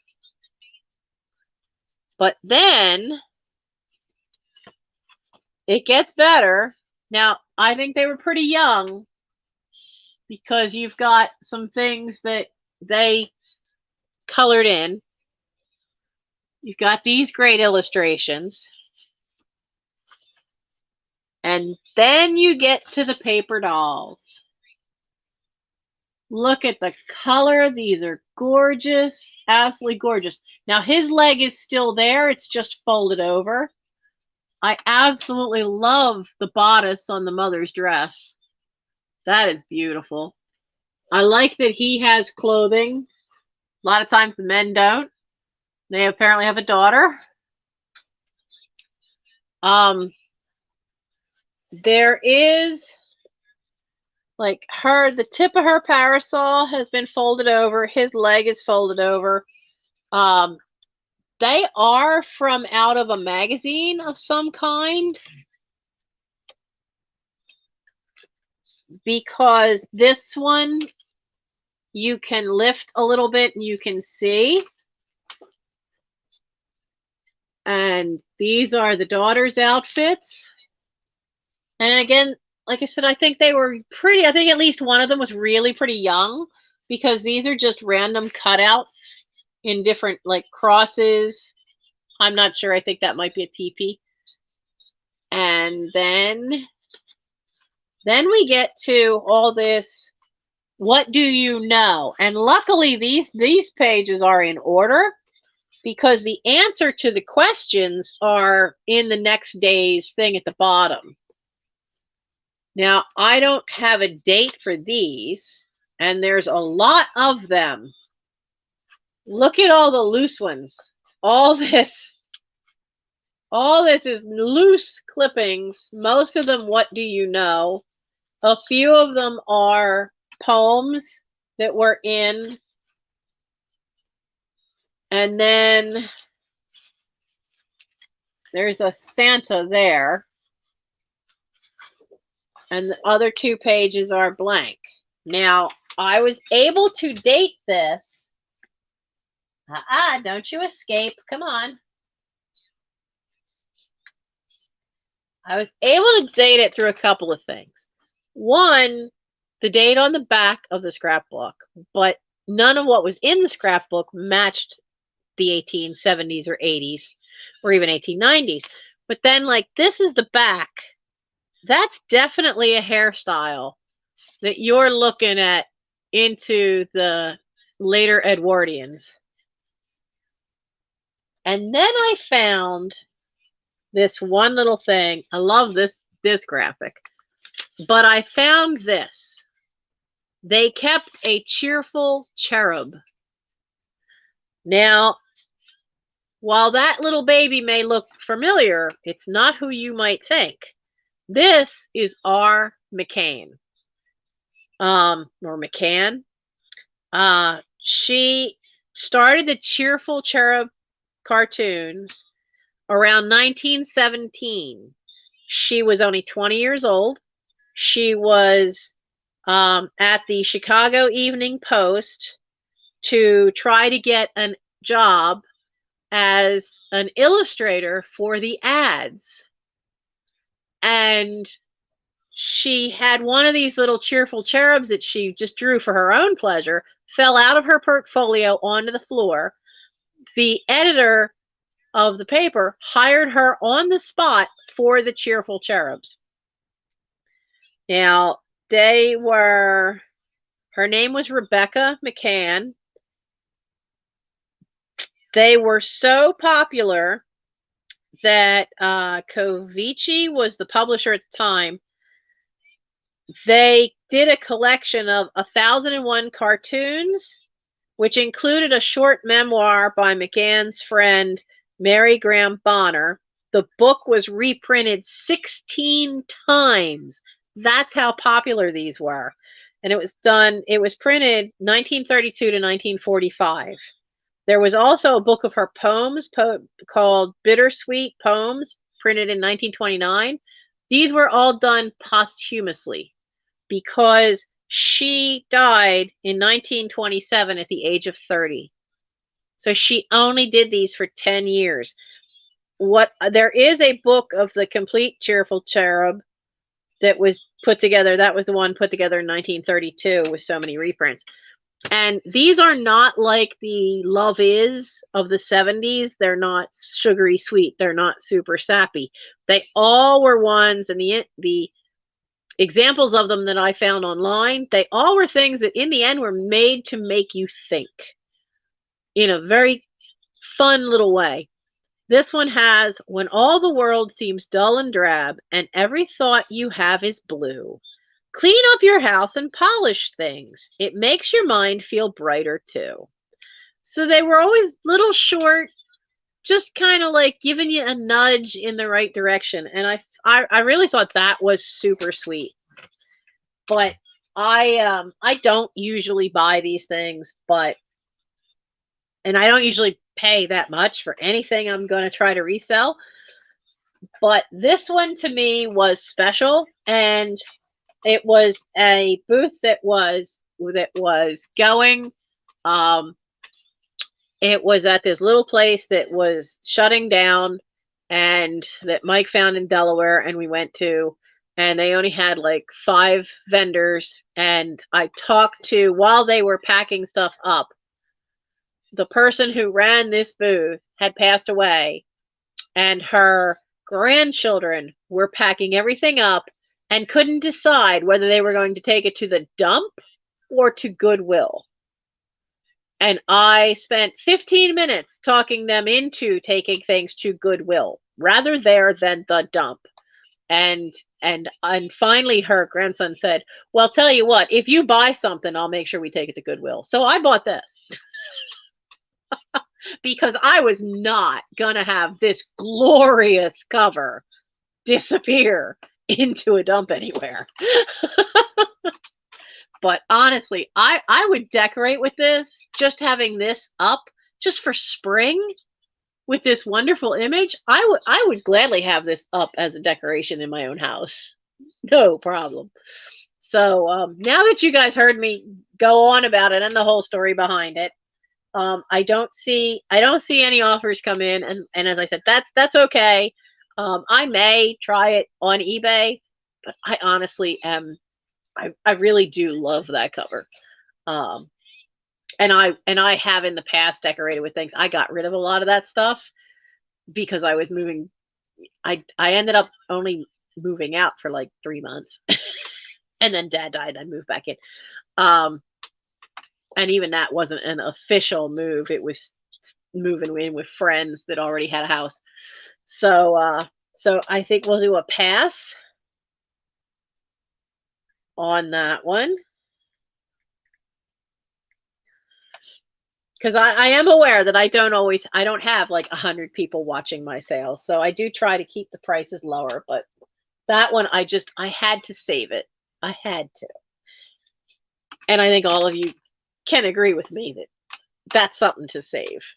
Now, we passed on that. This one's going to be an offer up simply because there is no way I could find any comps.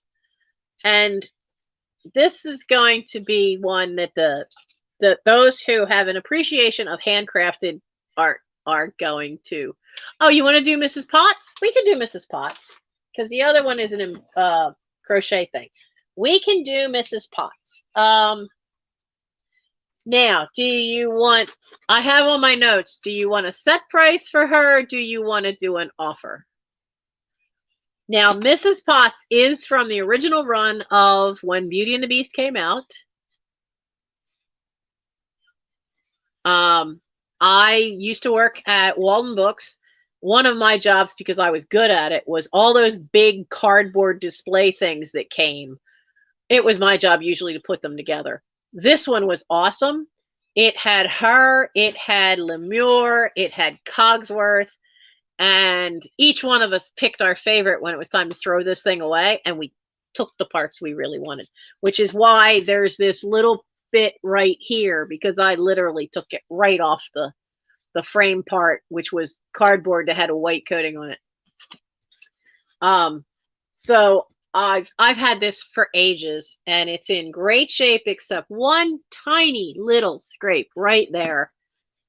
But it's time. It's time to pass Mrs. Potts to someone else. Mrs. Potts is Iris. I have you on the list. Haven't forgotten that. We are going to get together and get a sale done. Mike's job just switched his schedule to a new store. He's starting a new store next week. We'll get that sorted out, and then I'm going to start lining up guests for sales. So where is she on my list? We'll do her. Oh, you want her as an offer? Okay. So Mrs. Potts is an offer. I am starting her because it is a cardboard. There's no date or anything on the back. She is, I can do the Viking ship. There's no, the other order is the fact that I have stuff written down. So I just usually follow my list. And if you guys want me to jump ahead to anything, I don't mind. So this is an offer up, and we're going to start it at $5.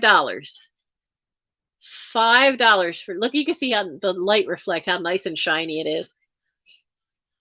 You'd think this thing just came out of the, but I might still have a castle in the attic from a Dungeons and Dragons book release. I think that's in my Halloween stuff. But it's just $5 for that. It is from it says Disney right here. I see Warren in at 5.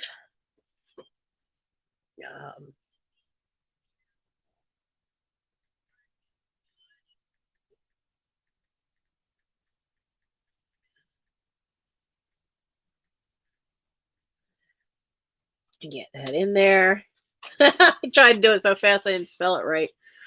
But yep, just $5. It's pretty big. I mean, it's to pull a Trisha, it's as big as my head, right? It's as big as my head. But yeah, I had this propped up on my dresser by the mirror. It's so stinking cute, and I absolutely love her and Chip. I think they are so fun. So we have Warren for 5. It is so stinking cute. But like I said, it is from when the movie first came out. It's because they released this wonderful big book at the same time for kids, and we got the big cardboard display. And the funny part is the display did not have Belle or Beast on it at all. It only had her at the top, and then on the side sticking out, it had Lemure on one side, which is the candlestick, and then Cogsworth, it was the clock, on the other side. And the thing only held four little cubby holes for the book, because those books are kind of big. So I see Warren in for 5, and I don't see anyone else. So we can start calling this. Oh, I know. Warren, I know, will take good care of them.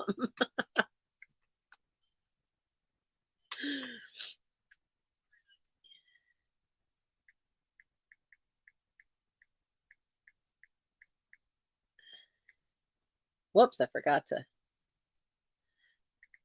capitalize that one.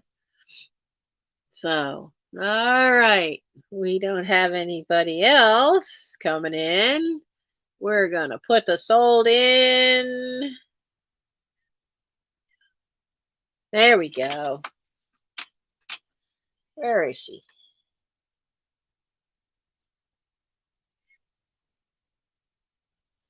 For Warren. Okay. We're going to sit you right back over there. No, we're not. You don't want to stand up now. Sit you right there. We'll stand you up. Now, Chip will live on my children's bookcase. Where is the... I have to get up to grab the Viking ship. Now.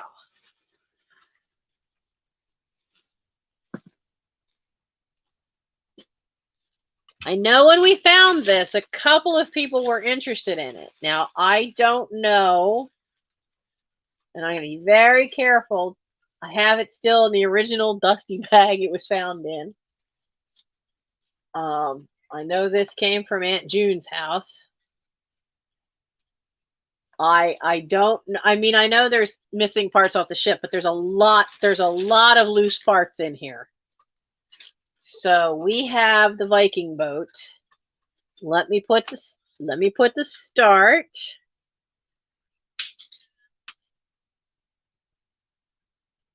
The heck was that?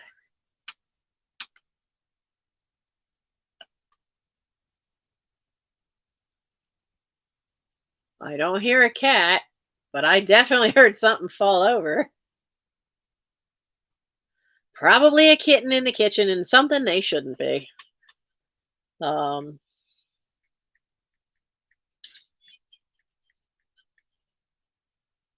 Who's got something? Kitty? Now I hear a kitten with a bell. So it's got to be Arwen, because somehow all the boys, suddenly their bells are gone.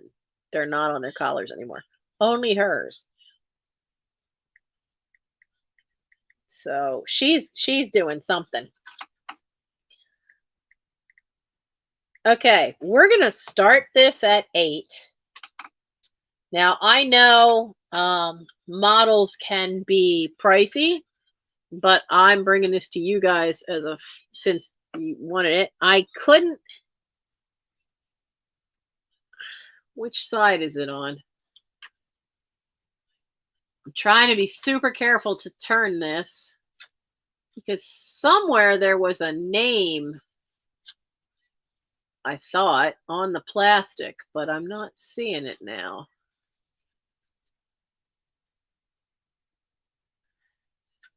Because sometimes they'll put the name of the maker somewhere inconspicuous. Now, the parts to the mast are in there. We had trouble with this before, figuring out, it's caught on some of the oars, so I'm not going to raise it. I'm afraid to raise that too much because some of the strings are caught on the oars. So I'll show you on the other side. Now this missing one is in the bag. Some of these move. and the guy that they're attached to then moves a little bit inside. But the boat itself is in good shape. I'm a little concerned about, come on, turn a little bit more. There we go. I'm a little concerned on where these two oars, because it looks like they broke off in there. So you might have a little trouble getting them back on. And this one definitely broke off because you can see the piece. But this one is an open hole. So it just fell out of the hole. But it is really, really cool. And can you see this guy on the front?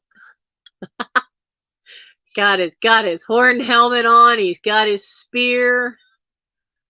It's hard to see, but like there's some of the little guys that are rowing the boat have little helmets. Some of them don't. And now the parts that are with it, there's another fellow who probably should be standing up in the front.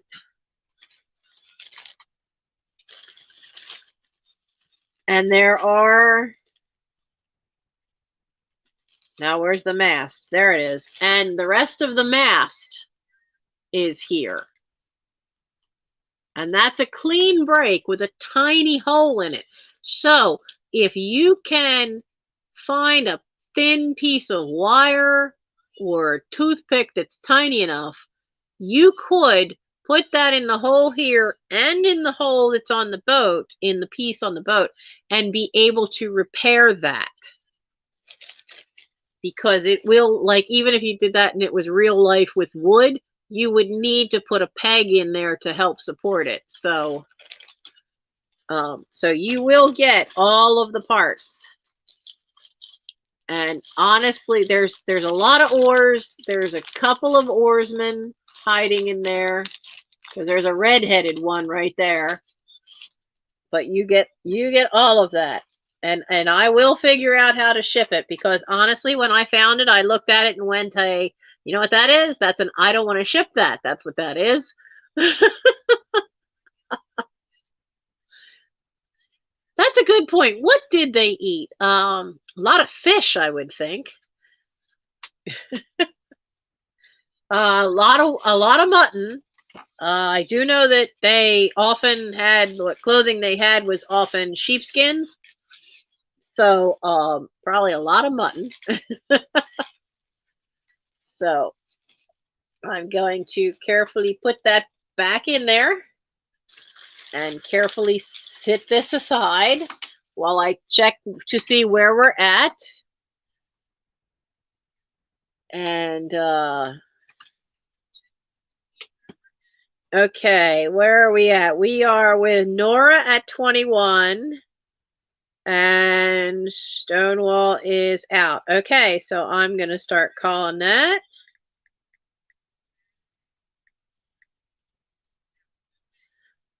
Yeah, Nora, you were kind of determined to get this one, I believe.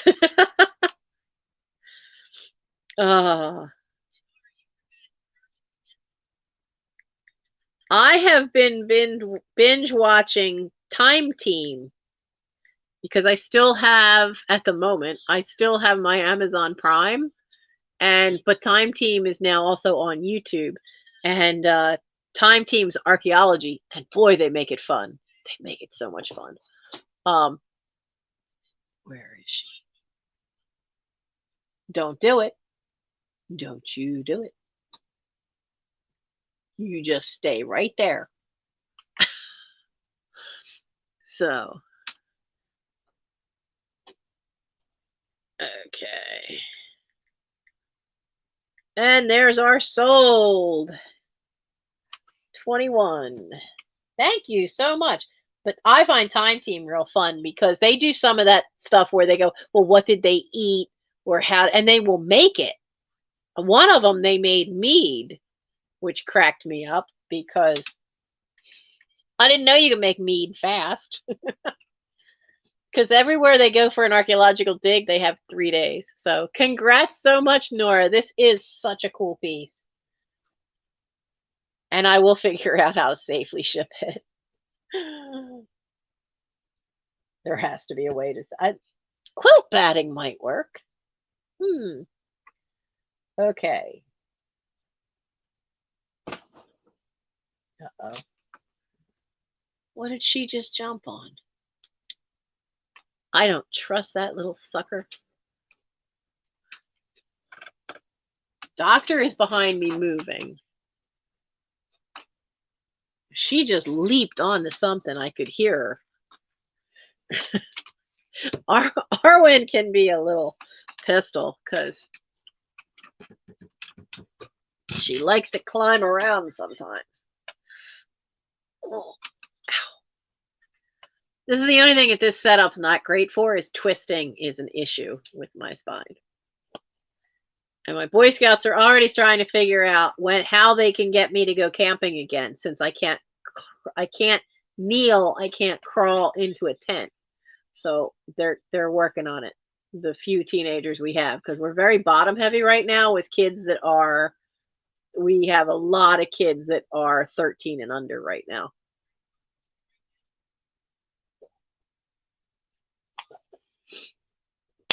And our teenagers are all 16 and under. So we've got a very young troop right now.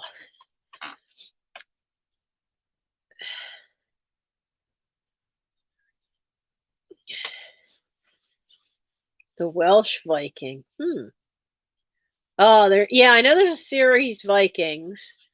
There's not just, How to Train Your Dragon. I love Toothless. Oh, honestly, so much stuff to watch in so little time.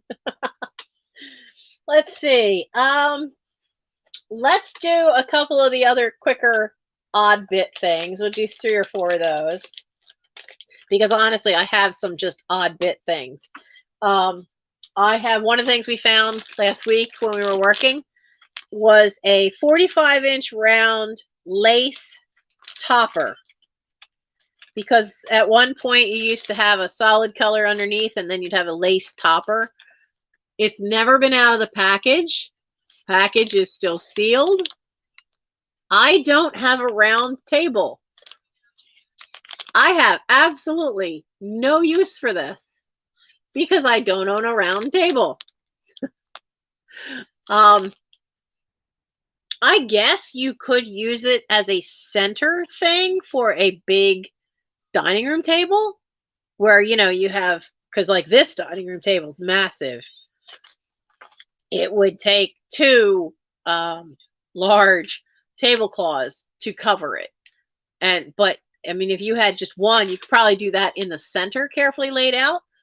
But if anyone is interested in a 45-inch round lace tablecloth, it is $5 and number 36. $5, number 36. Why did I close my pen?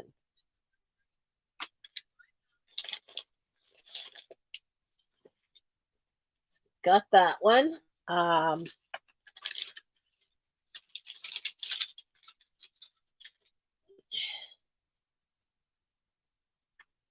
So I have something else. I wish I could afford one of those tents I could walk into. The other problem is that most cots are the army cots, and they do this in the center. My legs are so short that they're always a problem at summer camps that use them, because when I can't get out of them because my feet won't touch the ground and then I'm trapped. And we found out real fast that trying to twist and turn to get out of one of them completely just made a mess of my back. So we had an air mattress, and it takes 2 of those cots, and we duct tape the whole thing together. What I really need is something that goes just flat across to sit an air mattress on. These I found. Now, at one point when Michael was little, he was very into space stuff. And so I picked these up, and I guess the person, because I guess the person did not realize that they sent me 5 of them. They were supposed to send me 3. So they are a stamp block that was the 20th anniversary of the first manned landing on the moon, 20th of July, 1969. So these are a stamp block for a $6 stamp that was issued in 20th anniversary, so 1989. They are in pristine shape. Absolutely cool. Now you've got the rocket going here, the Apollo 11, and you've got this great image, and it says Nevis. Not sure why. But they are $2 each. $2 each for the Apollo 11, and I have 5 of them. So, so if you want one of these, just put the letter N and then times however many you want. I have 5 total. If you want one, or all 5, if you want one, just put in N for Nevis. And if you want more than one, the quantity.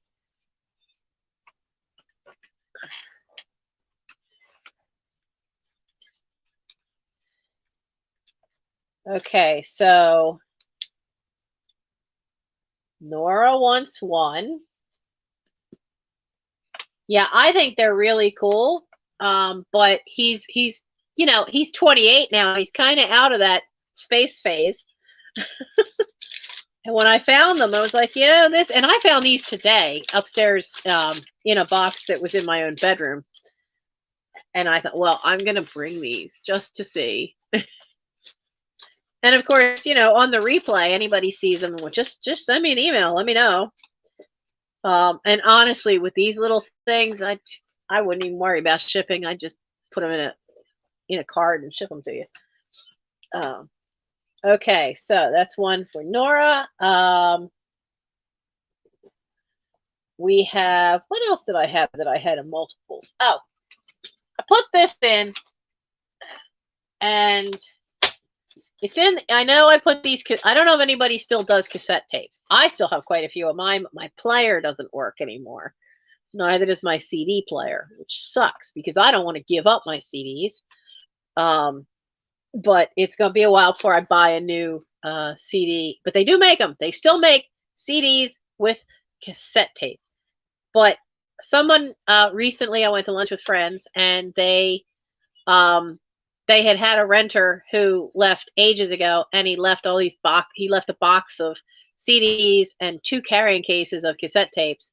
Now the carrying cases are the really cool ones, and they're going to go most likely onto eBay because they go for about $20, $25. And that would help with the roof fund. But this leaves me with a lot of cassettes. So I thought I'd bring a few just to see. The cassette tapes are $2 each. I'm going to show you what few I've got. I'm never going to bring a bunch of them unless you want me to do a sale that's just, you know, cassettes. And well, there'll be a CD sale at some point. I'll have to do one. There's that many. But 2 of these are the motion picture soundtrack. 1 is classical, and the other 4 are Broadway shows.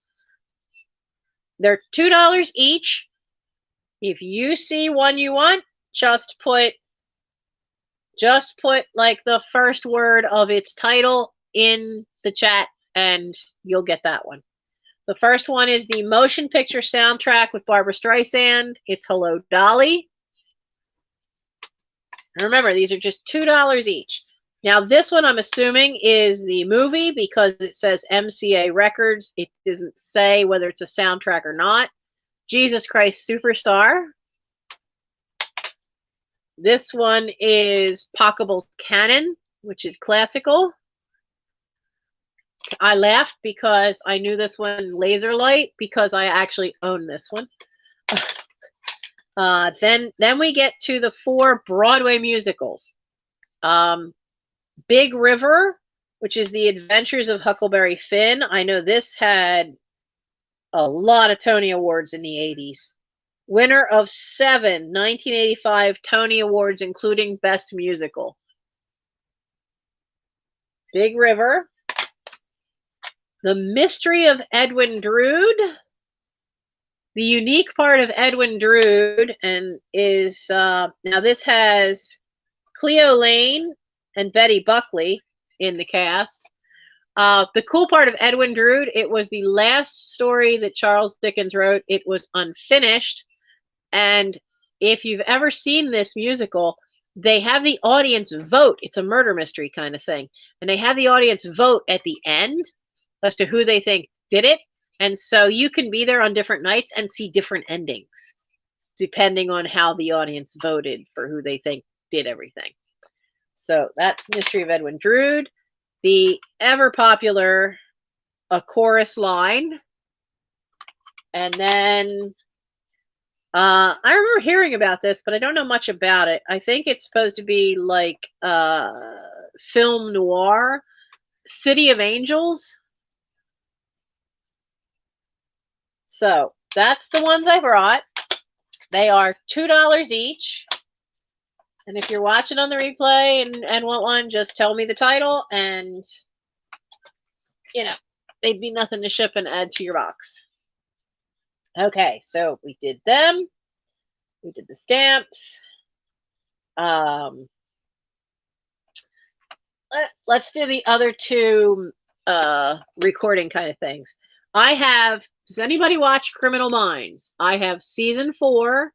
It is sealed, brand new and packaged, never been used. Someone gave it to me. Hi. Hello, Save Here First. This has 4. It has 4 little 4 DVD pack, I don't know what to call them, but cases, okay? 3 of them have 2 discs, and then the last one just has 1 disc in it. So it has 7 discs in total, has special features on the last disc. But as I said, it's Criminal Minds, season 4, sealed, new in box. No, I'm not going to watch it. It's not my show. And this is a number. Ugh, I put my numbers down here. It would be easier to do. And this is $10, number 34. $10, number 34.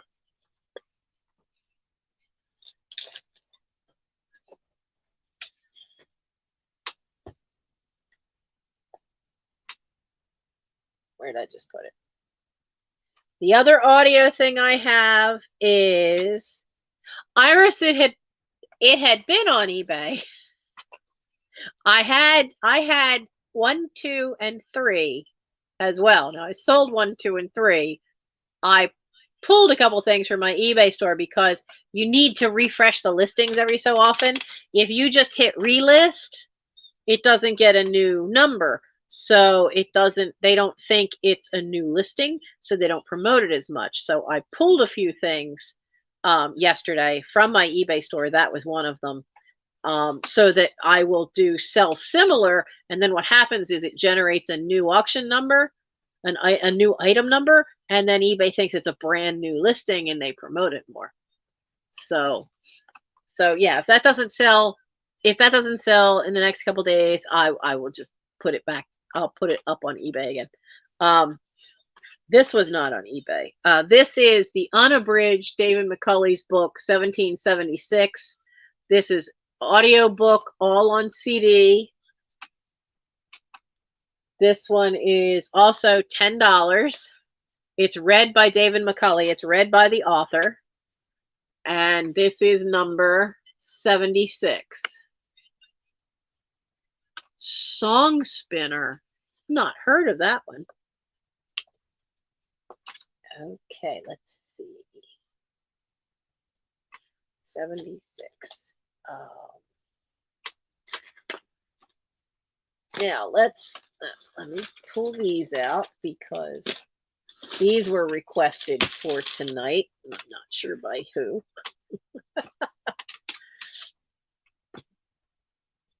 Okay, we had the scrapbook. Let's do these.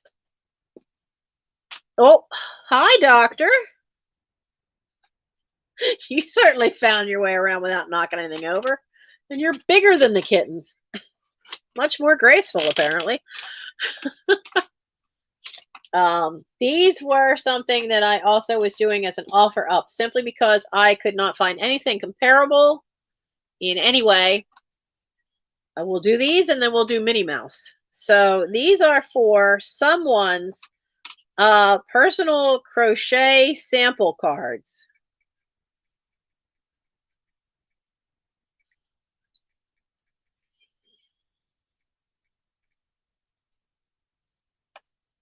I think these would be really kind of cool framed. But they've all been carefully stitched onto these cards. I'm going to start them at 8, but they have sewn down on the card the different, I guess they were sample cards showing what they could do. Now, I remember these that have the ring like that because you used to need things on your, it's not a curtain, on your window shade. They didn't have any kind of, like, now you get them and they have this little metal thing with a loop on it and you pull it down. But back in the day, you used to have to make your own thing to put on it, and there would be this little plastic piece that you would screw into the wood part, and you would hook it up here, and then you'd have to make something to grab, and I suspect that's what that's for. But there's that one. I love the purple on this. I absolutely love that purple. There's that one. And every single one of these, every little example of what they do is different. It's not just that they're different colors, they're different stitches. And then this one just has one on it. Well, they're only stitched on there. See, they're only stitched on there with white thread, so you could remove them from the cards if you wanted to and mount them on something else, maybe on a piece of velvet, and then frame them or use them in crafting. For what I do when I was making purses, these are too short for what I used to do and want to get back to at some point. But I just thought that these were something that were just too cool, too unique, have such potential. And honestly, considering that I know I saw these kind of long cards at my great aunt's house, these might have been done by my great grandmother or by one of the two great aunts. Now, that particular great aunt's, one of them was Annie Al, and she was born in 1900 because she was the first of the kids.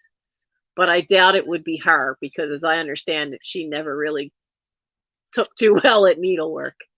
But I just thought these needed to be shared because that really is cool. So you would get the whole little lot of them. And I have a cat under. Where are you going, princess? You're not. There's nowhere to go under there, honey. So I see Marilyn for 8. So I'm going to start calling it while I keep an eye on a cat at my feet. Nope, not that. There we go. Going. Doctor, what are you doing, honey? Hi. What's the matter? I know. We moved all these boxes in and you can't get to your hiding spot under the table anymore. We'll get it there for you eventually. Yes. You'll get it back eventually. You'll get it back soon because I'm working on this end of the table and what's underneath it. So, yeah, she had a hiding spot under the table and she's not at all happy that she can't get to it anymore. Come on, sweetie. You gonna go back up to your spot? You all right? What's the matter? I know. Hi, honey. I know that, chitter, and I won't touch your hip. And sold to Marilyn. Thank you very much. Up there.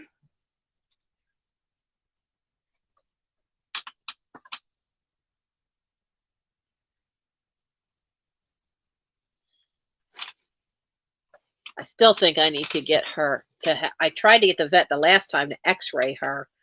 I think she's getting arthritis. Either that or she's had some kind of injury at her back hip. But she's 10 now.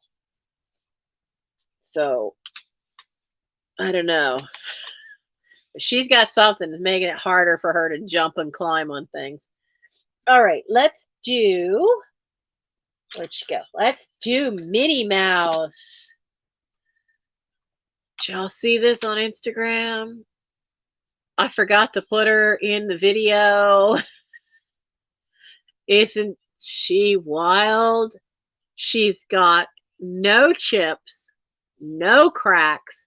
She does have Walt E. Disney on the back, and then made in Japan, and the numbers 5178 underneath that on her back. Now she looks better now than she did in that picture that I quick threw up on Instagram, because boy, when that flash went off and I realized how much dust was in her ears, was on her shoes, I very carefully with Q-tips went and cleaned her. These old things you have to be so careful cleaning. So let's start her. She's a 1930s Minnie Mouse.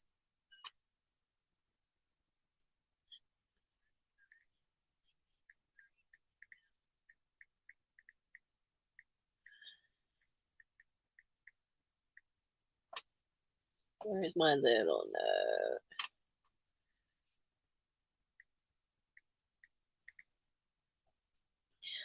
We're going to start her at 10. Now, if you wondered why her face looks so different, she and Mickey early on did have very long noses. Oh, Iris. I know. I'm late night for some people, and then there's some people on the West Coast where they're catching me earlier. So, good night, sweetie. The beauty of this is, and you look, I mean, she's got so much color. Did you just tap me on the back? What's the matter? I think I was just tapped on the back. So this was packed away and I guess just never really played with or used. There's wear to the nose, but really there's a slight, like the back of the ear, there's a little bit of wear right there, but she's in great shape, and you can see a little wear right there. Excuse me, young lady. Hey, well, old lady. What do you think you're doing? No, me. No, off the table. Doctor, no. This is not going to go well. Come on. You can't be on the table. I know you don't want me to pick you up. Come on. What?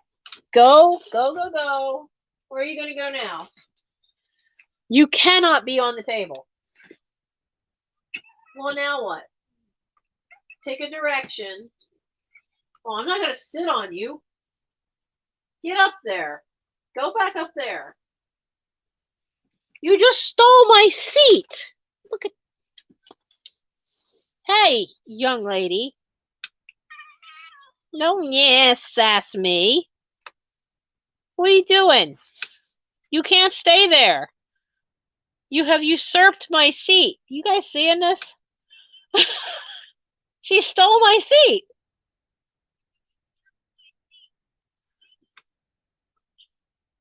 No, no, no. Go. You have to go somewhere. Thank you.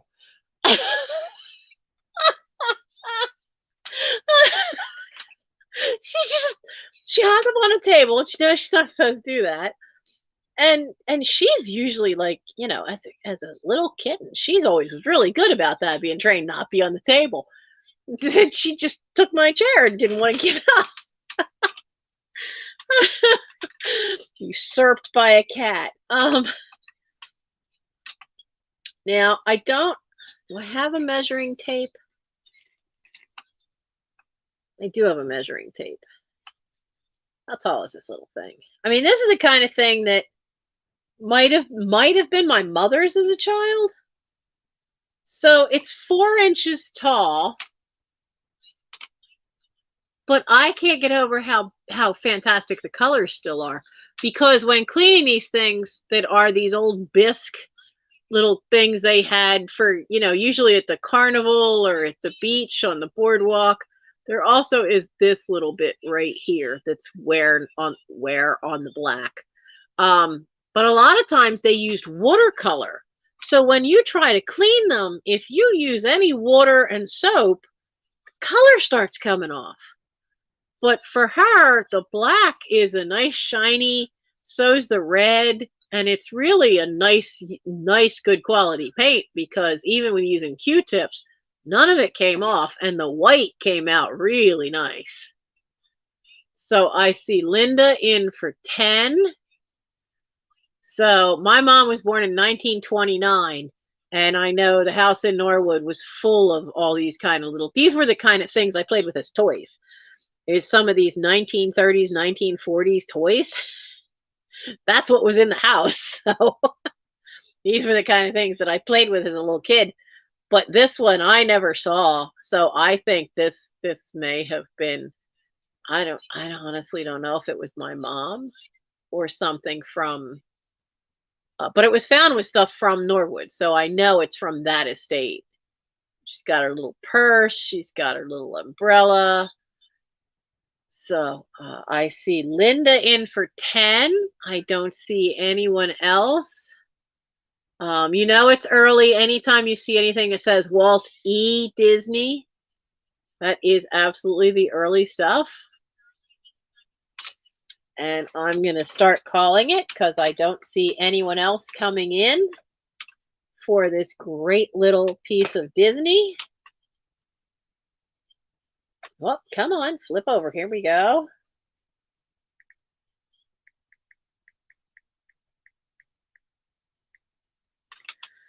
So we have going once and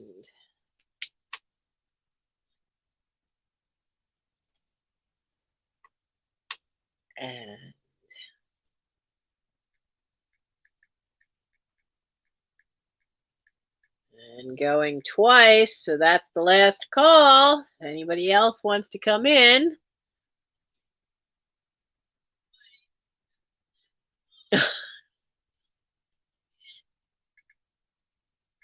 All right. Nope. So we only have one Disney fan here, or one Minnie Mouse fan. Sold to Linda. Thank you very much.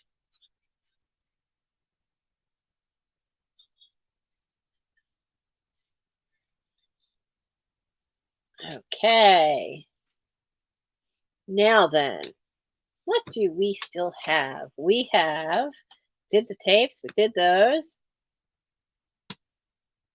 I still have, I have the, oh, that's awesome.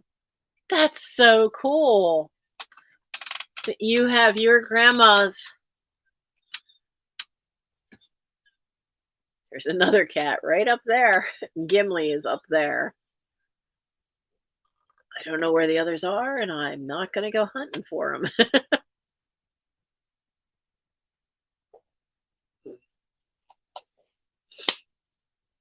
Oh, Linda, I am so glad this found a good home, and it's with a Mickey. That's even better.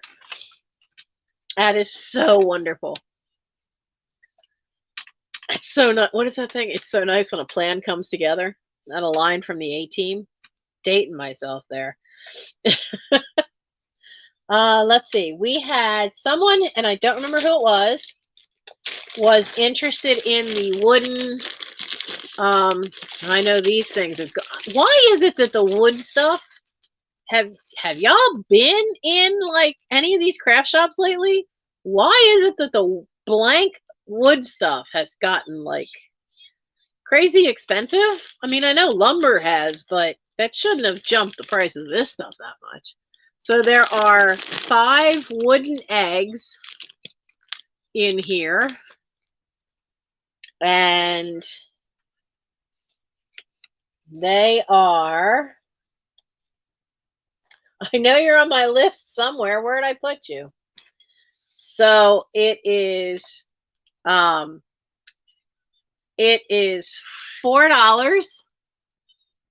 for the wooden eggs. They are 2.5 inches long. Crafty wood. I'm not sure if Crafty Wood's still in business. After all, I got this stuff in the 90s when I worked for Joann Fabrics.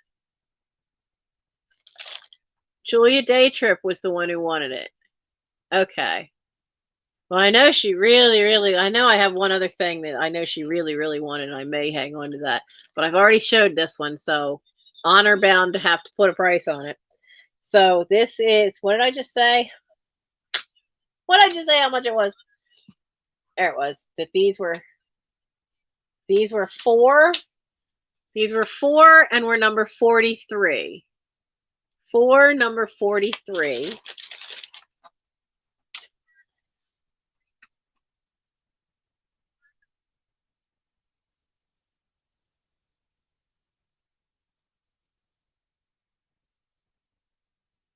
And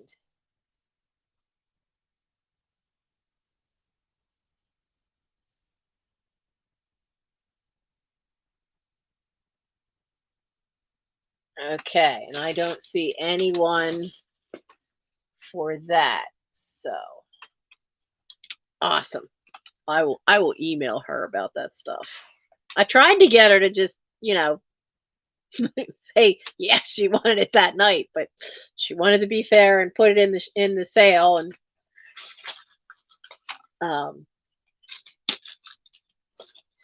but I don't mind if you see stuff when we're doing a work with me, email me. I can't always figure out a price right then and there, but you email me and remind me, and we can make a deal. So okay, so I have like 5 things left. Come here, you. Come, now let go.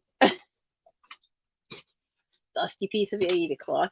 Now, this is a Wilton cake pan. Never been used.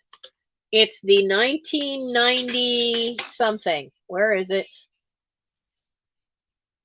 It's the 1992 Barbie pan.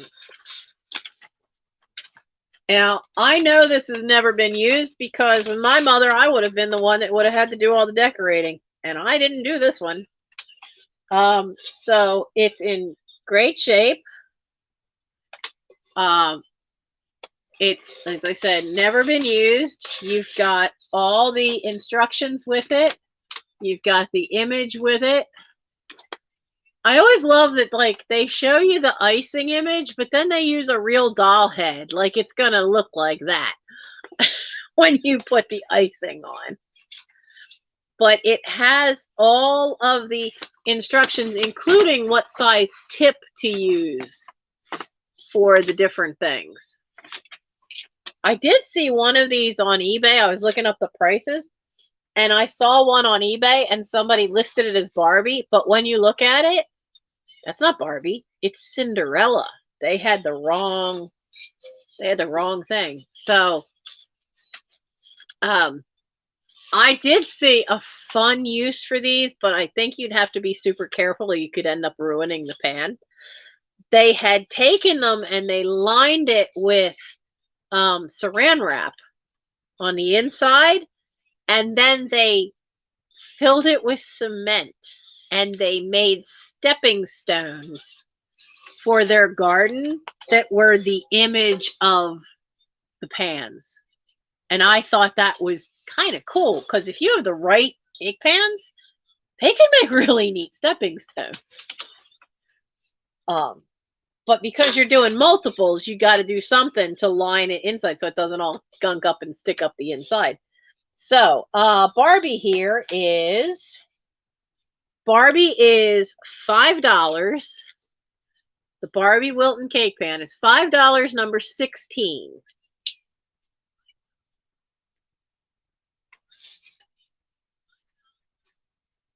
Tuck you back over there. I have a strawberry shortcake book. Now, this one has a little bit of an issue. You can see it's a little bit bent. But if that were sat on with something heavy enough, it will straighten out. It's got a little wear, top and bottom corners of the spine. Now, it does say book held edition on the back. It is 1983. The number line ends with a 0 and starts with a 2. So I think this, I don't know if that with them at that time, I don't know if that means this is a first edition. But it is full of typical nursery rhymes. Oh, okay, Linda, thank you. I see you for the Barbie. But it is all great illustrations, but it is all Strawberry Shortcake's favorite Mother Goose rhymes. Illustrated by Mercedes Limona. There's a smudge thingy on the front. Come off of there. Yep, there it goes. Now that's the first incarnation. Strawberry Shortcake looked like that, and then they did the cartoon. So then they changed the illustrations. So this is like the first one. And then when they did the cartoon and the toys to make the illustration look more like the toys. So then this is one of the earlier ones. Oh, that's awesome, Linda. So the book is, now I did look it up, and you're getting it because of the bend, you're getting it for half of what I found copies of it for sale for. So this is only $6 and is number 75. And it's clean inside. There's no writing. There's no marks. It's just the fact that it has a little bend to it. So it's $6, number 75. Strawberry Shortcake's favorite Mother Goose rhymes. By that time, I was well into my teens. Well, 85, that October, I would have turned 20. Okay, so we have, let me write you down. Get over there, guys. Okay, so we've got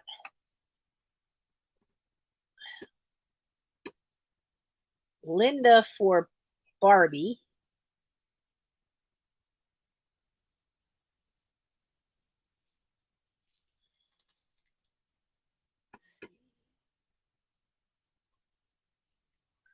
And then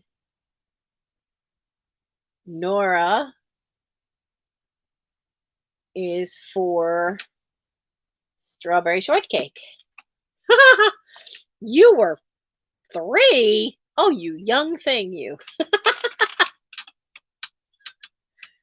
I still think it was absolutely hysterical with the Boy Scouts because they don't think, I don't know, I guess because I play Xbox and PlayStation with my son, I watch anime, you know, I guess they figure that, I'm younger,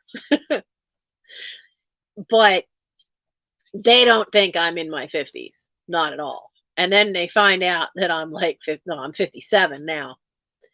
And last year, I had this kid who just cracked me up, and he could not believe, and it was right before my birthday, because my birthday was like the day after a court of honor last year. And he just could not believe that I was older than his dad. And I pointed out to him, sweetheart, I'm older than most of your dads. I think right now there's one dad, because he's older. Um, there's one gentleman who's got a 14-year-old son in the troop, and he was older when he got married, and so the kids came along, a little later. So he's closer to my age, but he's 52. He's at least in his 50s.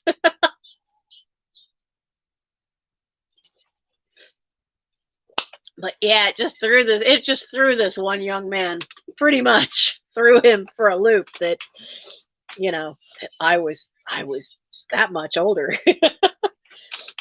Okay, who's next? We did that. Oh, okay. So we have them. We have 2 bags of fabric, I think. Velvet scraps, the satin scraps, and then we've got, and I'm saving those decals for last, because that's going to take a little doing to get down what we want. So I have, for those who like to do scrap crafting with little scraps of material, or quilting, brain freeze, crazy quilting with the little scraps. I have 2 different bags, one of velvets and one of satins. Now, none of these are super big. I didn't weigh it. I don't know how much is in there. I have enough that I could have made 3 of these, but I don't have any more freezer bags. And as I said, doing it that way is kind of expensive. I need to find a supplier online that's cheaper for that size bag. But as I said, it is my mother, being a Depression era child, kept every little scrap. So you have this kind of a dark teal. Well, it looks blue on my screen, but that's teal. There's pink. This is kind of a bigger piece, but let me get it. Where's your end?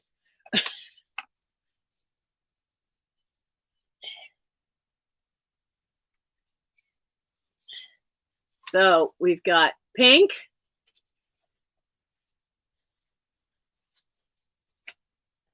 We have peach.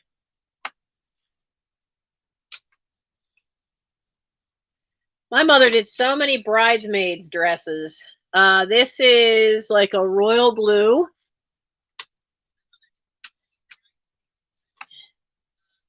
There is some purple, a little bit lighter. I would say that's more like grape.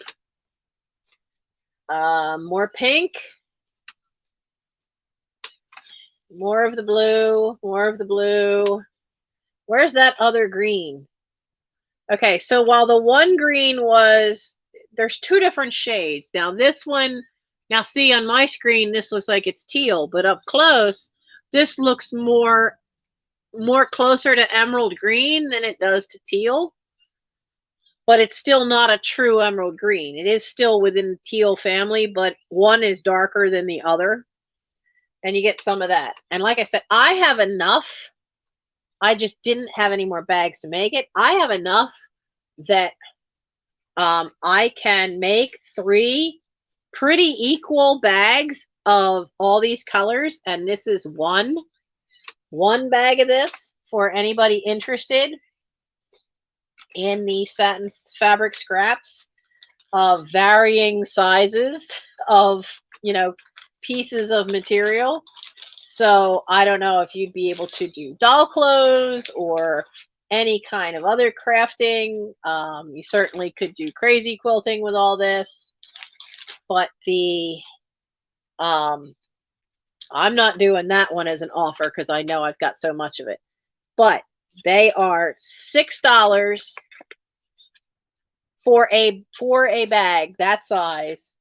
$6 for a bag of satin scraps, number 70.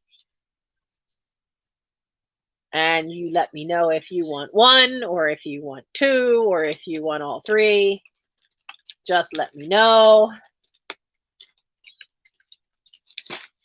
At some point, there was, just like I said, there's going to be a bunch of different types of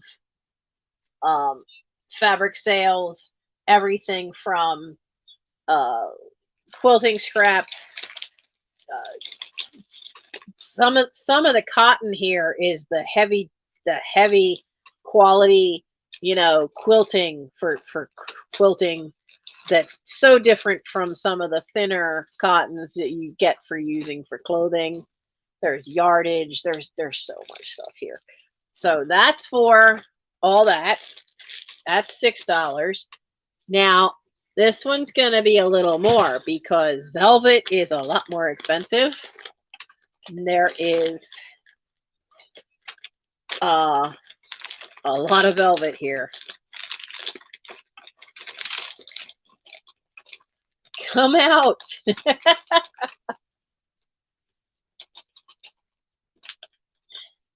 Oh yeah, I mean, crazy quilting is gorgeous, but it's the trouble with crazy quilting to me isn't the putting all the pieces of fabric together.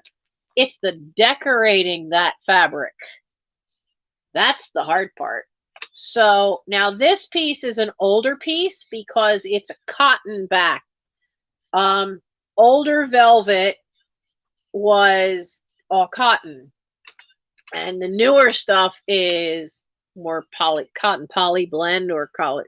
But you can tell by the way the backs are, and this one is one of the earlier ones. Actually, no, this isn't completely. This is a poly cotton blend back. Now we've got this great red, and I'm not kidding when I said she kept. No matter how that piece was, now this one, there's a sizable piece. I mean, you might be able to get a Santa outfit for a small enough doll out of that. Didn't matter how big or small the piece, if it still had fabric on it, Mom saved it. One thing you could tell with the earlier cotton, with the earlier velvets too, you could cut it with straight edge scissors. The modern stuff, you can't.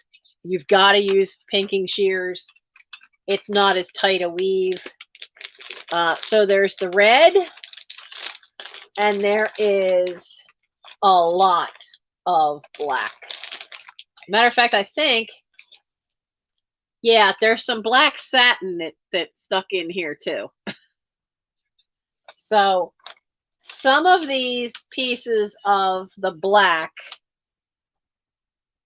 and it is the selvage edge, which has this great metallic thread running through there, but they go down to, she never cut any parts of it off. They go down in some tiny pieces. So there's quite a few selvage edge pieces, and then there's wider strips. That's why I thought of this batch for crazy quilting. This is all along the selvage edge. So some of it is an inch wide, some of it's 3 inches wide, long strips. That and the red. And now it's just a big pile all over my table. And there are, I think, 2 pieces of black satin that were mixed in. There's all that, and then I'm losing some of it. Some of it just ran away onto the floor. And now I'm getting little black fuzzies from the black all over the place. So the bag of velvet scraps is $8, and it's number 45. $8, number 45.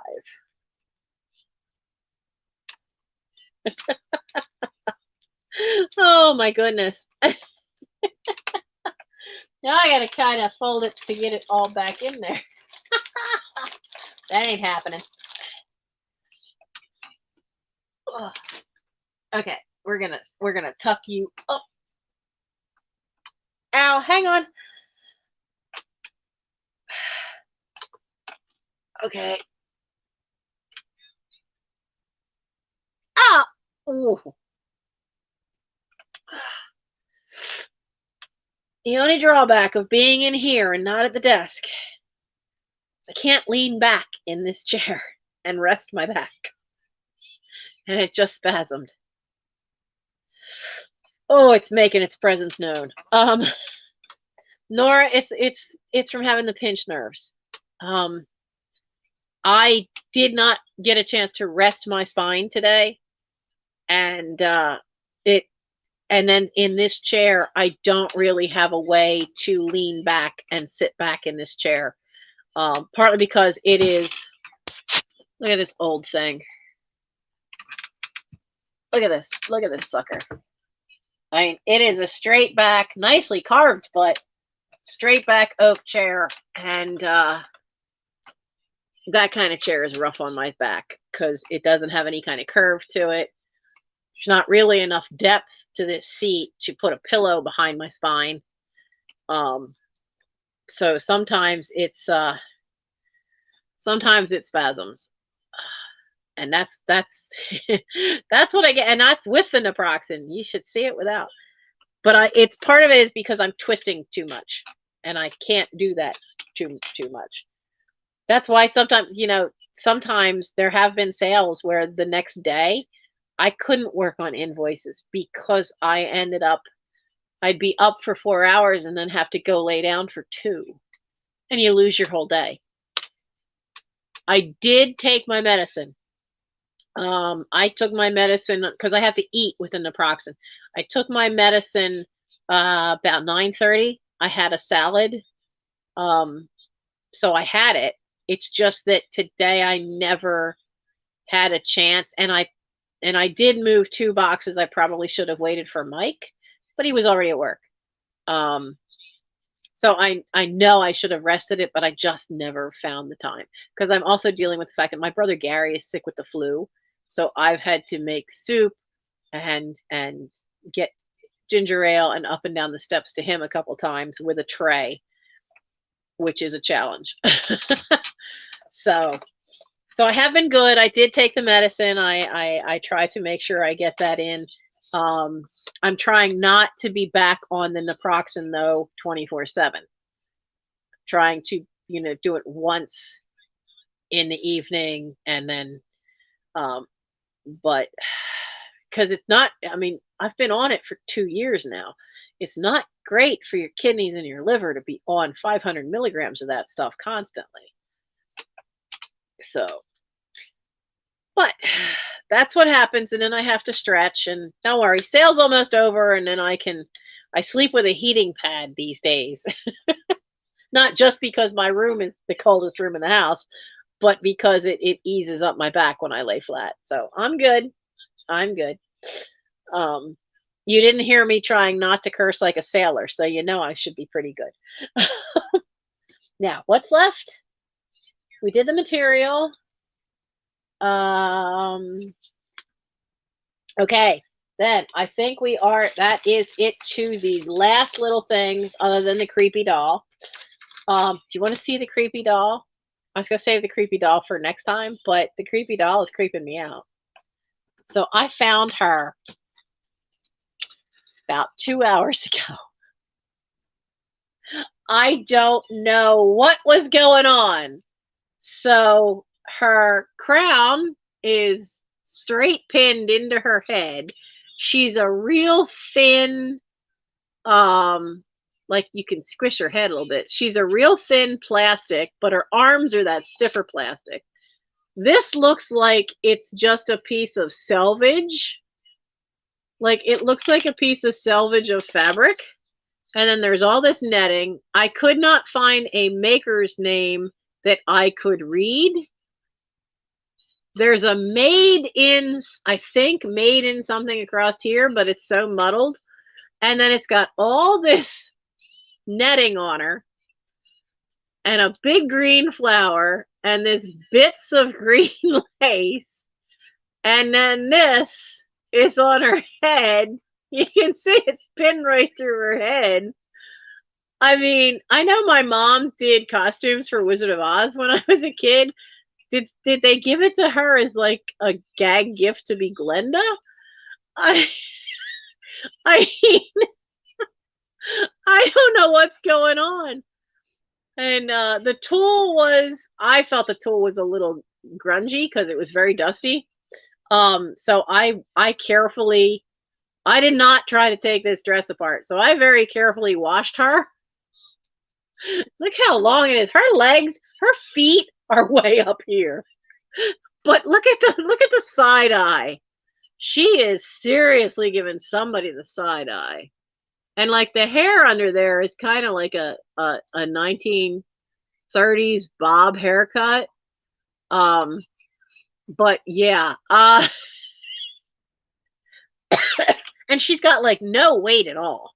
Honestly, she's almost, the way her body is all one thing except for the arms, and the arms are a thicker kind of plastic. So honestly, her body seems like a blow mold. It really, the way it's made, the type of plastic it is, it honestly feels like a blow mold. But wow, look at that face. But I don't know what's going on here. I really don't. So if you are, she's ready for Fat Tuesday. If any of you want the creepy doll,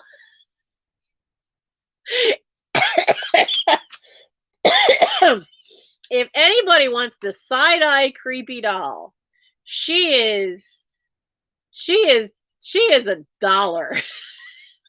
She is $1. Just put the letter D for doll in the chat and you can have her for $1. As is, weird netting, kind of weird dress thing. She's $1. Just put D in the chat. She is something else. Now, because this is another quick add-on. This is really old. Because I realized I forgot to do a thumbnail. Okay, Linda, you want the doll? Okay, so creepy doll goes to Linda. I don't know what that was from, but she's something. I realized when I was upstairs, because I didn't want to lay flat because I knew I'd probably fall asleep. So, and I only had like an hour to rest my back. So I was upstairs watching Time Team on Mike's giant television on his little couch with pillows all behind my back, trying to rest it. And then I realized I never made a thumbnail and an advance notice for the live sale. So I quick grabbed the nearest thing, and it is a winter 1945-46 McCall Needlework and Crocheting magazine. Honestly, covers were so much cooler. This is the back. It's in rough shape. I mean, look at that spine. There's like nothing left to it. It is definitely in rough shape. But this was what I did the cover photo, the thumbnail of. And a lot of the pages have, like the back cover is falling, it is coming off. You can see where it got wet. There's a little blue there from the back cover. But it's got some really cool, a bag from your old felt hat. Where was the other? There was another thing about hats, and I was like, I would wear that. Why are you saying it's all handsome gifts for youngsters? So there's some really cool color pictures that are lithographs um, different things to make a hat that'll match your coat, trim for your mittens. But these color pages, look at these. These would be great, great ephemera pages that you could use. Look, wear embroidered orchids. I mean, people knew how to do. That's how they would doll up their clothing. They would make something out of a plain fabric because it was cheaper, and then they'd do the embroidery themselves. I am all for bringing back the earlier versions of home economics because honestly, by the time it came down to me, it was watered down crap. There is a book called The Art of Dress, and don't let the title fool you. It is all about, once you get into it, it is all about how style has become throwaway. And the art of the dress truly was because women were expected to make their own clothes. And these home economics classes from the 30s and the 40s and the 1920s were about so much more than sewing and cooking. It was about nutrition. It was about budget keeping. It was about knowing not only how to make your clothes, but to tailor your clothes. Early electric appliances were coming out. You were taught how to rewire things, how to do soldering, to fix them. It was amazing the stuff that's in there. And she actually mentions books you can still find on the internet. Some of them have been reprinted that teach you all this stuff. That how to balance a checkbook. I mean, it's just the sheer volume of stuff that this is all life skills that we never had in. I never had that in home ec class in 6th grade. It was just mind boggling to me. It's like, why did, and then they made a big fuss about, you know, wanting to open it up to boys, and then, well, boys don't need this stuff. Yes, they do. And honestly, our kids today, they need all this stuff brought back. It was amazing. But there's a neat one. I like that one. But it's The Art of Dress, and I cannot remember who wrote it. But she does give a lot of the people who actually wrote books, and you can find, like I said, you can find some of them, and they are I've gotten some from the library through interlibrary loan, and they are amazing to read. I know how to do alterations, but I don't know how to lay fabric out and put a pattern on it because mom didn't teach me that part, but I know how to put darts and things like that in and to make it look fitted, because I did learn that part, which seems silly since you didn't teach me how to do the rest of it. But I learned so much more. And honestly, it was through one of those books that I learned how to make a budget, because I was never taught any of that. I wasn't even taught how to balance a checkbook. I had to ask my mom when I got my first checking account, teach me how to balance it, because she never had before. And nothing in school ever taught me that. So there I was at age 18 going, can you teach me how to do this? Because I don't know what I'm doing. So, but I mean, what reminded me of that is seeing all these cool outfits and things and all the stuff. They even have stenciling in here, which I always thought of stenciling your clothing with fabric paint. I thought, oh, that's a thing that came out in the 80s and 90s. No, it was all back in here. Stuff for your daughter. Where is... Now this has different knitted things, and the instructions are in here for these. There was another cool picture I wanted to show. Now I can't find it. Are you waiting for a new Singer sewing machine? No, I'm waiting to have enough space to pull my 1948 Singer sewing machine out. Oh, I like this one. Settle for a smart set with these in mind. And these are crocheted hats. I would wear that one, except I don't know how to crochet. I can embroider, but I don't know how to crochet. But there are some great outfits in here. And like I said, a lot of the pictures, I love the kid ones. A lot of the illustration things towards the back you could use for ephemera. Darn, I thought there was a picture that showed a coverlet for a bed, but maybe that was in one of the other ones.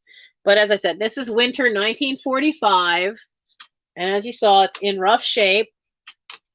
So this one is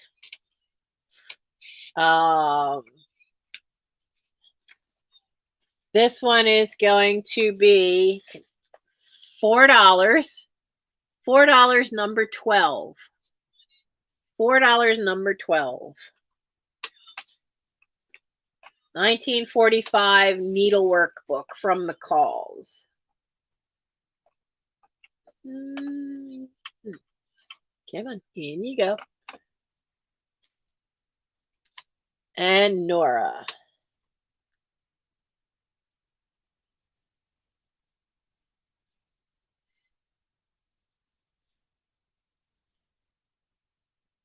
I found when I cleaned off the cedar chest, because my mother's cedar chest is still in Mike's room because there's nowhere else in the house to move it to. And I found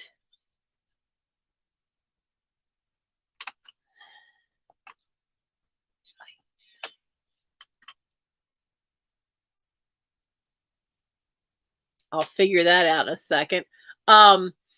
But I found a stack of them, and they're all I think 1940s, maybe a few early 50s of the McCall's needlework ones. And they had been right up against the wall under the window, and I thought, they just smelled kind of musty, so I sat them on the radiator. And they've been on the radiator for a month, and all that musty smell is gone, which is fantastic. Okay, so let's see. Distracted by white wooden plastic thingamajig cabinet back there. Oh, that right there, that thing? No, it's not a toss. It's just well, my brother likes to curb shop. Now, most of the time, he curb shops things I can't use, but I could use that. So that actually has been measured. It's added to the design for what's going to become my office for storage space. So that will be going right into the room above us for my office when we get that room empty and get it painted and then get that in there. So no, that's not a toss. It's just there was nowhere else to put it. Because it had been standing up where all these boxes are, and that's lightweight. So that is on top of piles of fabric that are over on that side of the wall. So it's on top of my mother's oldest fabric hoard, which literally is a pile of fabric that's about 4 feet high that goes the length from the china closet down there, like all under those windows. The whole length of those windows, there's a big fabric hoard that's been there my entire life that I can remember. So, man, when we get to that, there's going to be some great vintage 50s fabric and 60s fabric. Maybe some 80s, 90s stuff on the top, but I'm dying to see what's on the bottom because I don't know.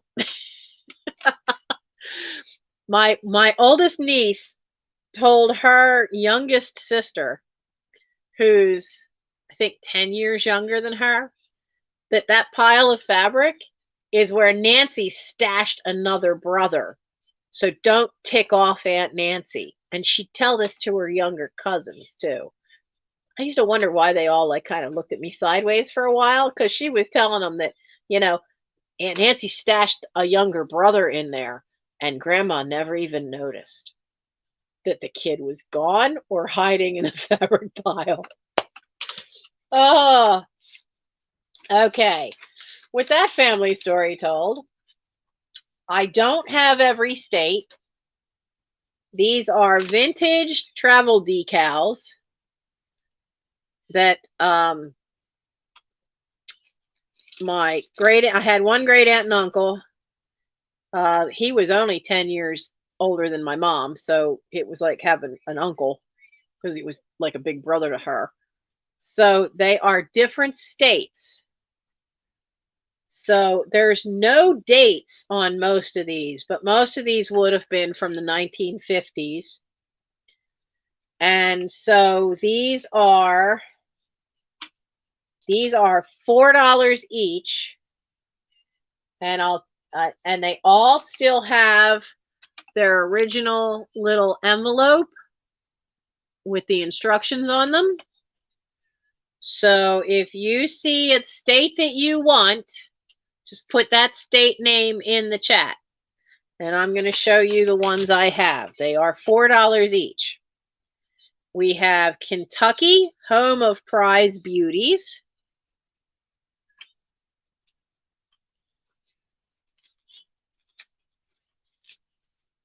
I have Nebraska, the Cornhusker state. They used to take these things and you would put them on your luggage. You know, you've ever seen the old movies where they have all these little decals on the side of their suitcases? So these are, and now some of these, the envelope that they're in is a little shaky. I have Nevada. Now, this one doesn't say any tagline for the state, but they're all maps of the state. And a lot of times they have little tiny images for the different towns. I have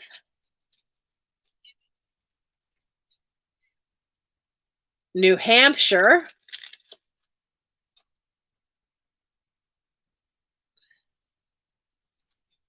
Notice the bathing beauty in the corner.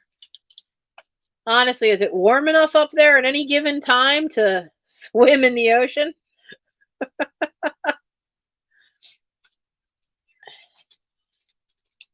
South Dakota, you can tell this was to get the men's attention. Land of infinite variety. She in some short shorts and high heels. So that's South Dakota. Tennessee says the Mighty Norris Dam TVA project. And then it has an image of the Parthenon. Now, I've been to Cumberland Gap, been to that end of Tennessee.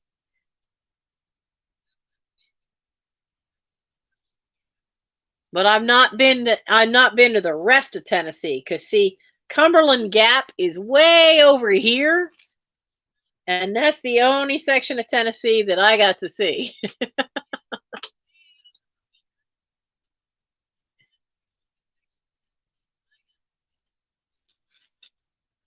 Nora, what is July and August? Now the other one, this one is Utah. And considering that the way they have the Native American girl made, this is definitely 50s. Because honestly, every time there's a girl on one of these, she's in skimpy clothing. Very 1950s. 3 left. The state of Washington, which I know some of some of my followers are out there. Columbia Basin, Mount Rainier, Mount Olympus. But there's the state of Washington one. Oh, weather in New Hampshire, July and August. And I have Wisconsin.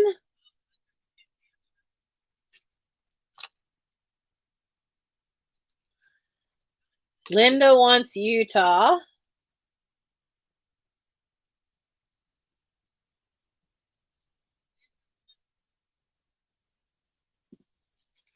Okay, I have that written down. And the last one is Wyoming. Now, Wyoming has some issues, which make me nervous about his usability.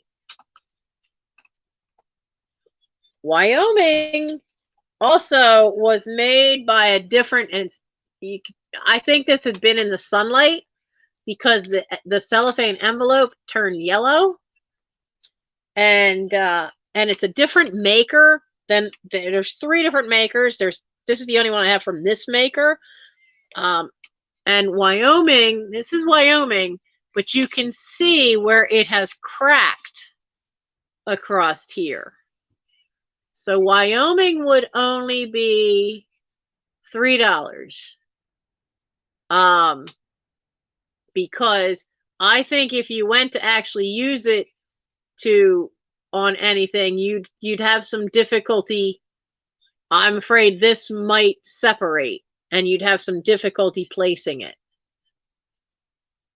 Now, I don't see any other crack spot, but it's definitely cracked there across the bottom. So Wyoming would only be $3. They did a lot with these, because I know, like, starting in the 50s, there would be great things that they would have decals on there, especially like you could. And I had an old one that had swans on it, and my mom had this really old metal trash can that was, I think, a shower gift when they got married, for in your bathroom. And over the years, it was showing its age, so I repainted it black after sanding everything down. And it had been hand painted, but it all flaked off. And I found swans, an old decal that was swans, and I put that on it. But I had to very carefully paint behind where the swans were going with white, so they showed up properly. Otherwise, they would have looked gray. But that was a big thing in the 50s. You would soak these in water and then put them onto stuff, and they would slide right off, and you put it on water and very carefully press it flat. And they even had decorative ones for decorating, your furniture or stuff around your house. And so that's all of them. The Wyoming one would be $3 because of that flaw, and the others are $4. And anyone watching the replay can, let me know if you want one of those. And oh, ow. That was everything for tonight. I am not going to do the fast recap because my back is still starting to do little twinges. But basically, it was the stuff in the very beginning. So, so what didn't sell was the very first things I showed: the doll from India, the HMS Pinafore libretto, the magazines I showed in the beginning, the 2 National Geographics, the 2 Family Circle.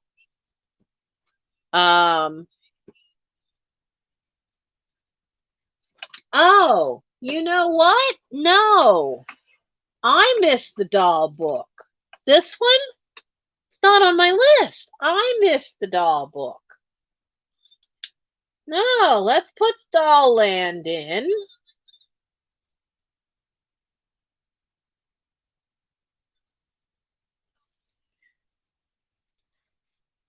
Okay, now.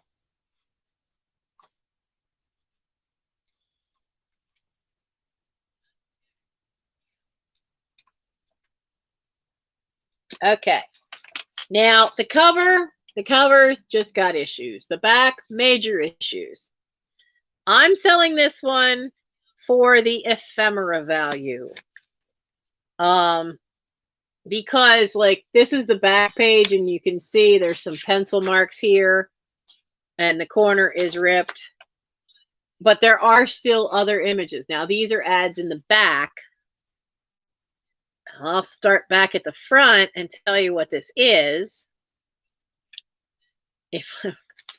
So, Doll Land Stories by Eloise Byington. Pictures by Oldine Shriver. Now, this is an early Whitman book because this is when it was still the Albert Whitman Company in Chicago, Illinois. And some little kid, I mean, in my house, you'd have gotten your butt beat for that. My mom's family, books were meant to be respected. You, you got a shine to your backside if you got caught scribbling in a book. Coloring book was a different thing, but in an actual book, this is from 1922. And like I said, it has some issues. Now, so it's got nice big print if you wanted to use some of that as background for a junk journal. Charming little cat's dreams, dreaming of a bunch of mice. They're kind of big for mice. Maybe they're rats. But then you get things like this where somebody drew circles on it. But there are enough cool little illustrations to make it worth it for that. But the seashore pleases Bobby best. That's a great image. I'll try to show you how many are in here that are good. And then you get, oh, look at that. Ran into the closet to hide. Oh, no. But then you get to that where somebody scribbled. So, and that most of that is in the front. And it's, like I said, it's all in pencil. That one's okay, but the page opposite's not. This one, they thank goodness went around the image. She's all right. So that's why this one is going for the wonderful ephemera value. And so Doll Land Stories is going to be, you know what? Let me lower that by $1. We're going to make it $3, number 13. $3, number 13.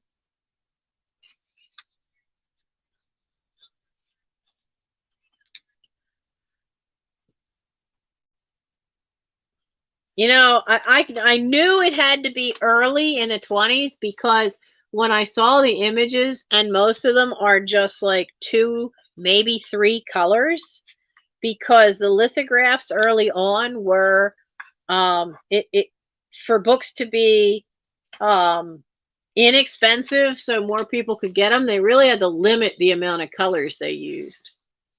Okay, and I see Marilyn. Thank you, Marilyn, and thank you for letting me know about that. Oh, wait a minute. Who got it first? Okay, I get a refresh here. That has one. You guys must have come in the same time because StreamYard says one thing, and come on.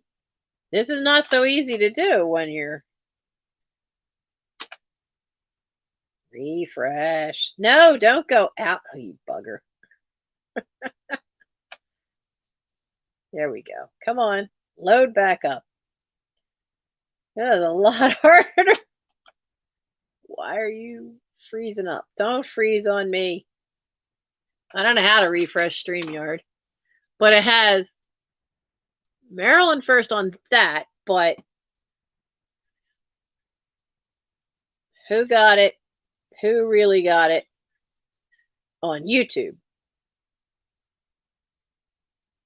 Top messages. All messages. And Nora. Nora got in first. So it's, sorry, Marilyn, but Nora did get in there first.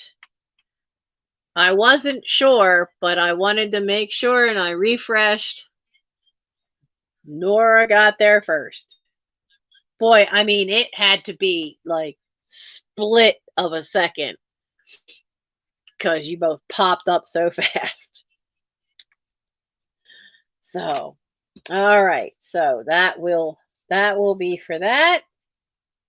I do like bringing you guys cool ephemera. Um, I still have those pages from that one encyclopedia, and rather than sell, I'm going to trim those down and just like add them to, I want to make up some ephemera packs of things like that where I can't necessarily um, save the whole book. But this one, I mean, it is a cute little story. I just put the whole thing together. So as a recap, and if you watch the very beginning of the sale, that's where most of the things that didn't sell. I do still have the bag of velvet scraps for $8. The satin as well. I have those bags. And as I said, I can make 3 of those that are the same for anybody who wants to do that does scrap sewing work. The round tablecloth was $5. The cassette tapes, but all the big stuff except for this beauty, the scrapbook didn't sell. But I mean, that was a high start price. I mean, I started that at $20, which was high, but that's what I paid for it. I just wanted to try to break even. Like, and I explained why I actually bought that. Because there was no way I was seeing that go to the dump. That was just not happening. So I hope you guys had fun. And it is, what time is it? Oh, we've been on for almost 3.5 hours. No wonder my back started to bother me. Because usually I've been trying to quit before we get, too much past 2.5 hours. But we had a full page tonight. So I hope you all enjoyed it. Next week we'll probably for the month of February still be doing alternate weeks for live sales, and then I'll reevaluate that come March to see if we're going to go to live sales every week. I'm not willing to do that till I get caught up with all shipping, and I really need to have more space. I mean, having this is great. Because this also gives me a bigger space to try to pack instead of trying to pack on my desk, which is also difficult to do. But this is by no means really enough to be feasible to be doing a sale every single week yet. So that's the game plan. I hope you all enjoyed it. If you are still lurking and like what you saw, by all means, hit the thumbs up and subscribe. I do have memberships. I have Night Owls for $1.99 a month, and you get these great little owl emojis. And for Fairy Realm, you get drop sales 24 hours in advance of them going public to everybody. About that, I had a video disappear. I don't know what I did. I filmed the book sale. I put the book sale online. The book sale didn't appear. It vanished. I don't know what I did. I don't know what happened. It uploaded. It said it uploaded, but it's not there. So I have to do that again and get that book sale drop sale up. Oh, and Linda wants South Dakota. So you want South Dakota and Utah.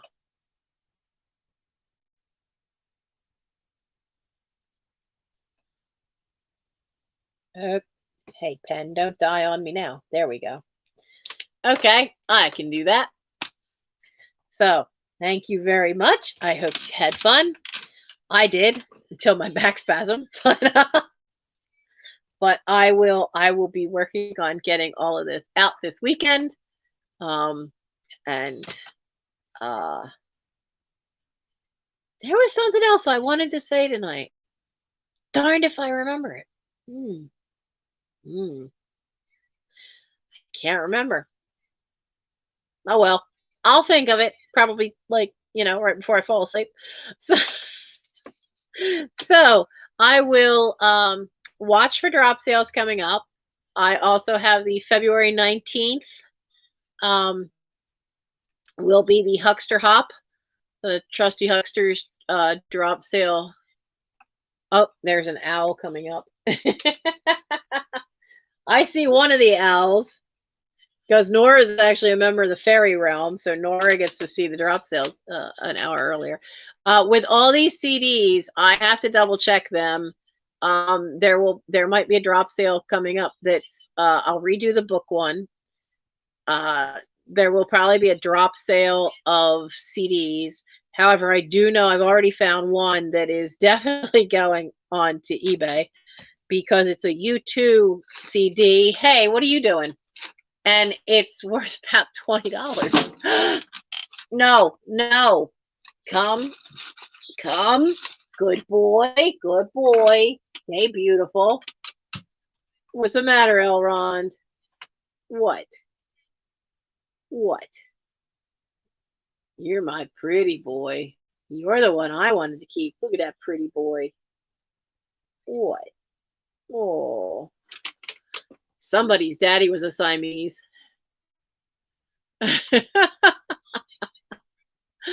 Ah. Did my chat just back up? Oh. Oh yeah, Linda got the creepy doll too. Yes, she did. Yes, she did get the creepy doll. But yeah, there'll have to be a CD sale, but I still have to go through all this, and I cannot lift those boxes. They're heavy. Mike has to do them for me. But yeah, I was so surprised. U2, there's U2, so there's some rock music, there's some classical, there's a lot of Broadway and movie soundtracks. So once I sort them out and check some of them, because there are some that were signed, which was kind of cool. Not a name I knew on any of them that were signed, but still, I'll look them up. But I think that might be something different. Like I said, this is not just we're going to expand and not be just all vintage, simply because that's not all I'm finding.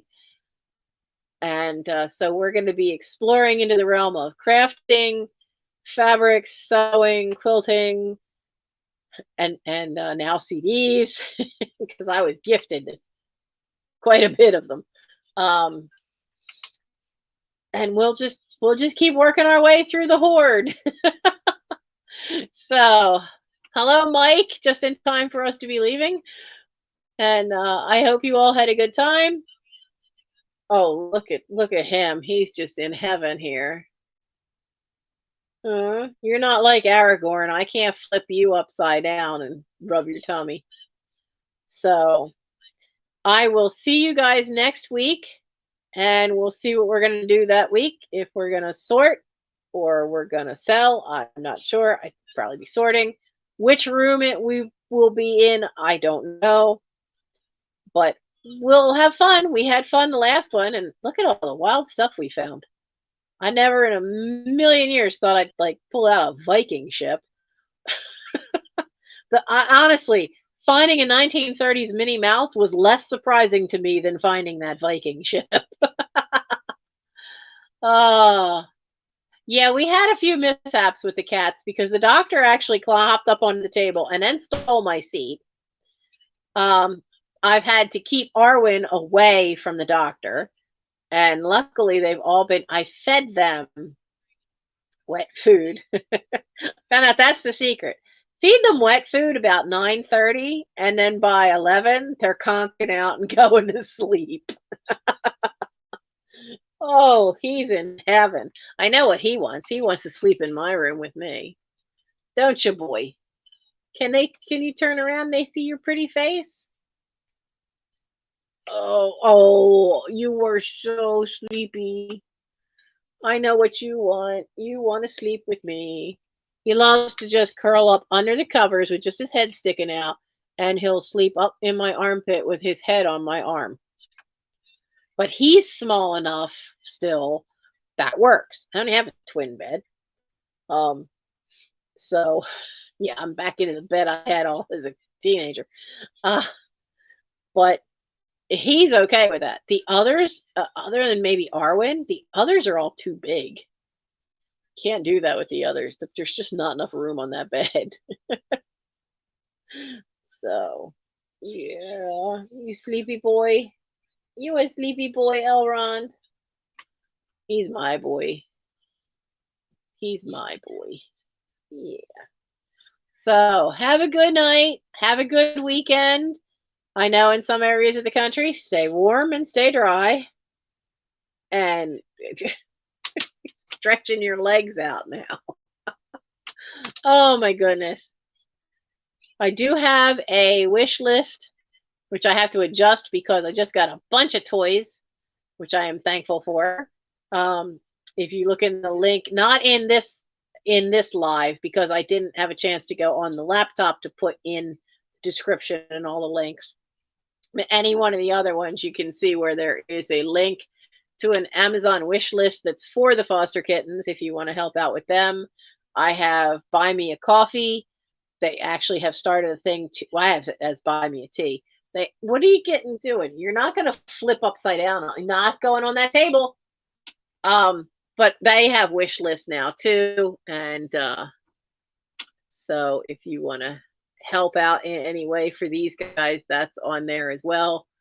Because there's some things I want to build.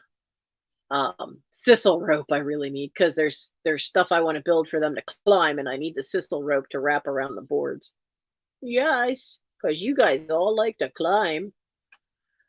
So that being said, thank you very much. Thank you for all the purchases.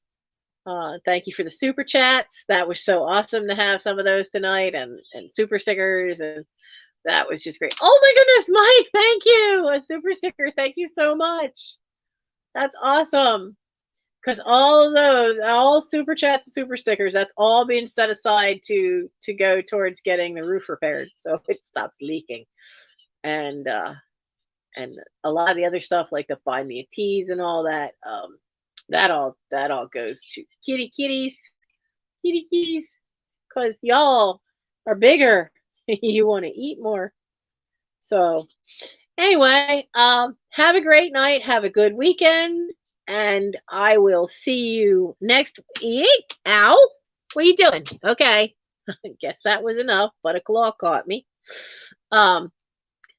So I also have to get my act together and email a few people because I'd like to get a couple of guests on for the rest of this month if I can get them on Thursday nights.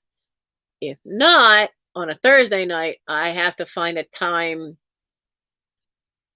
on a weekend, most likely, where we could do a collab sale. Iris is one of them. Iris Collins, I think, is the one who had a bunch of books and wanted to do a book sale together. Lisa from Flippin' Crazy, we want to get together and either do jewelry or vintage. So I know those are two. I have a list of about 6 people. Sugar Britches is another one that we may have a collab with at some point, but I'm not always able to get everybody for late night because of their work schedules or the time difference, or they're on the East Coast like me and this is too late at night for them. So keep watching. By all means, make that notification bell, make it for all so you get all the notifications so you don't miss any of this fun upcoming stuff. So hopefully by the next time, 2 weeks from now, when we have a Thursday night sale, I'll have a guest for that night, at least one, maybe 2. And we want to get me to 1,300 subscribers. I need 170 more subscribers by May 28th, which is the anniversary of my channel, so we can have a party for the 3rd year since I missed the first 2 and I missed my 1,000 having a party because of my back. So I'm not going to miss it this year. So that's the goal. So encourage your friends, sign up the cat, whatever. And, tell your kids they're going to subscribe to the channel, the dog, the parrot, whatever. Whoever has the YouTube channel, by all means, come and subscribe and come, hang out once in a while and say hello. And I will see you guys all next week. If not, I don't know what's going on for Sunday, so I don't know yet. I have to talk to Mike. He said we have plans this weekend. I don't have plans this weekend, but apparently he has decided we have plans on Sunday, and I don't know when. Last Sunday, I knew we had plans because they were friends of mine we went and had lunch with. But apparently, I may not be home Sunday afternoon. I don't know yet to do a live work with me this Sunday. I will let you know. There will be a thumbnail up. There will be a little, notification if that is going to happen. So I may see you Sunday. If not, I will see you all next Thursday. So again, Mike, thank you. And thank you all who purchased. And I will see you guys when I see you. Y'all have a great weekend. Thank you, Nora. Some days I could use those virtual hugs. Good night, everybody.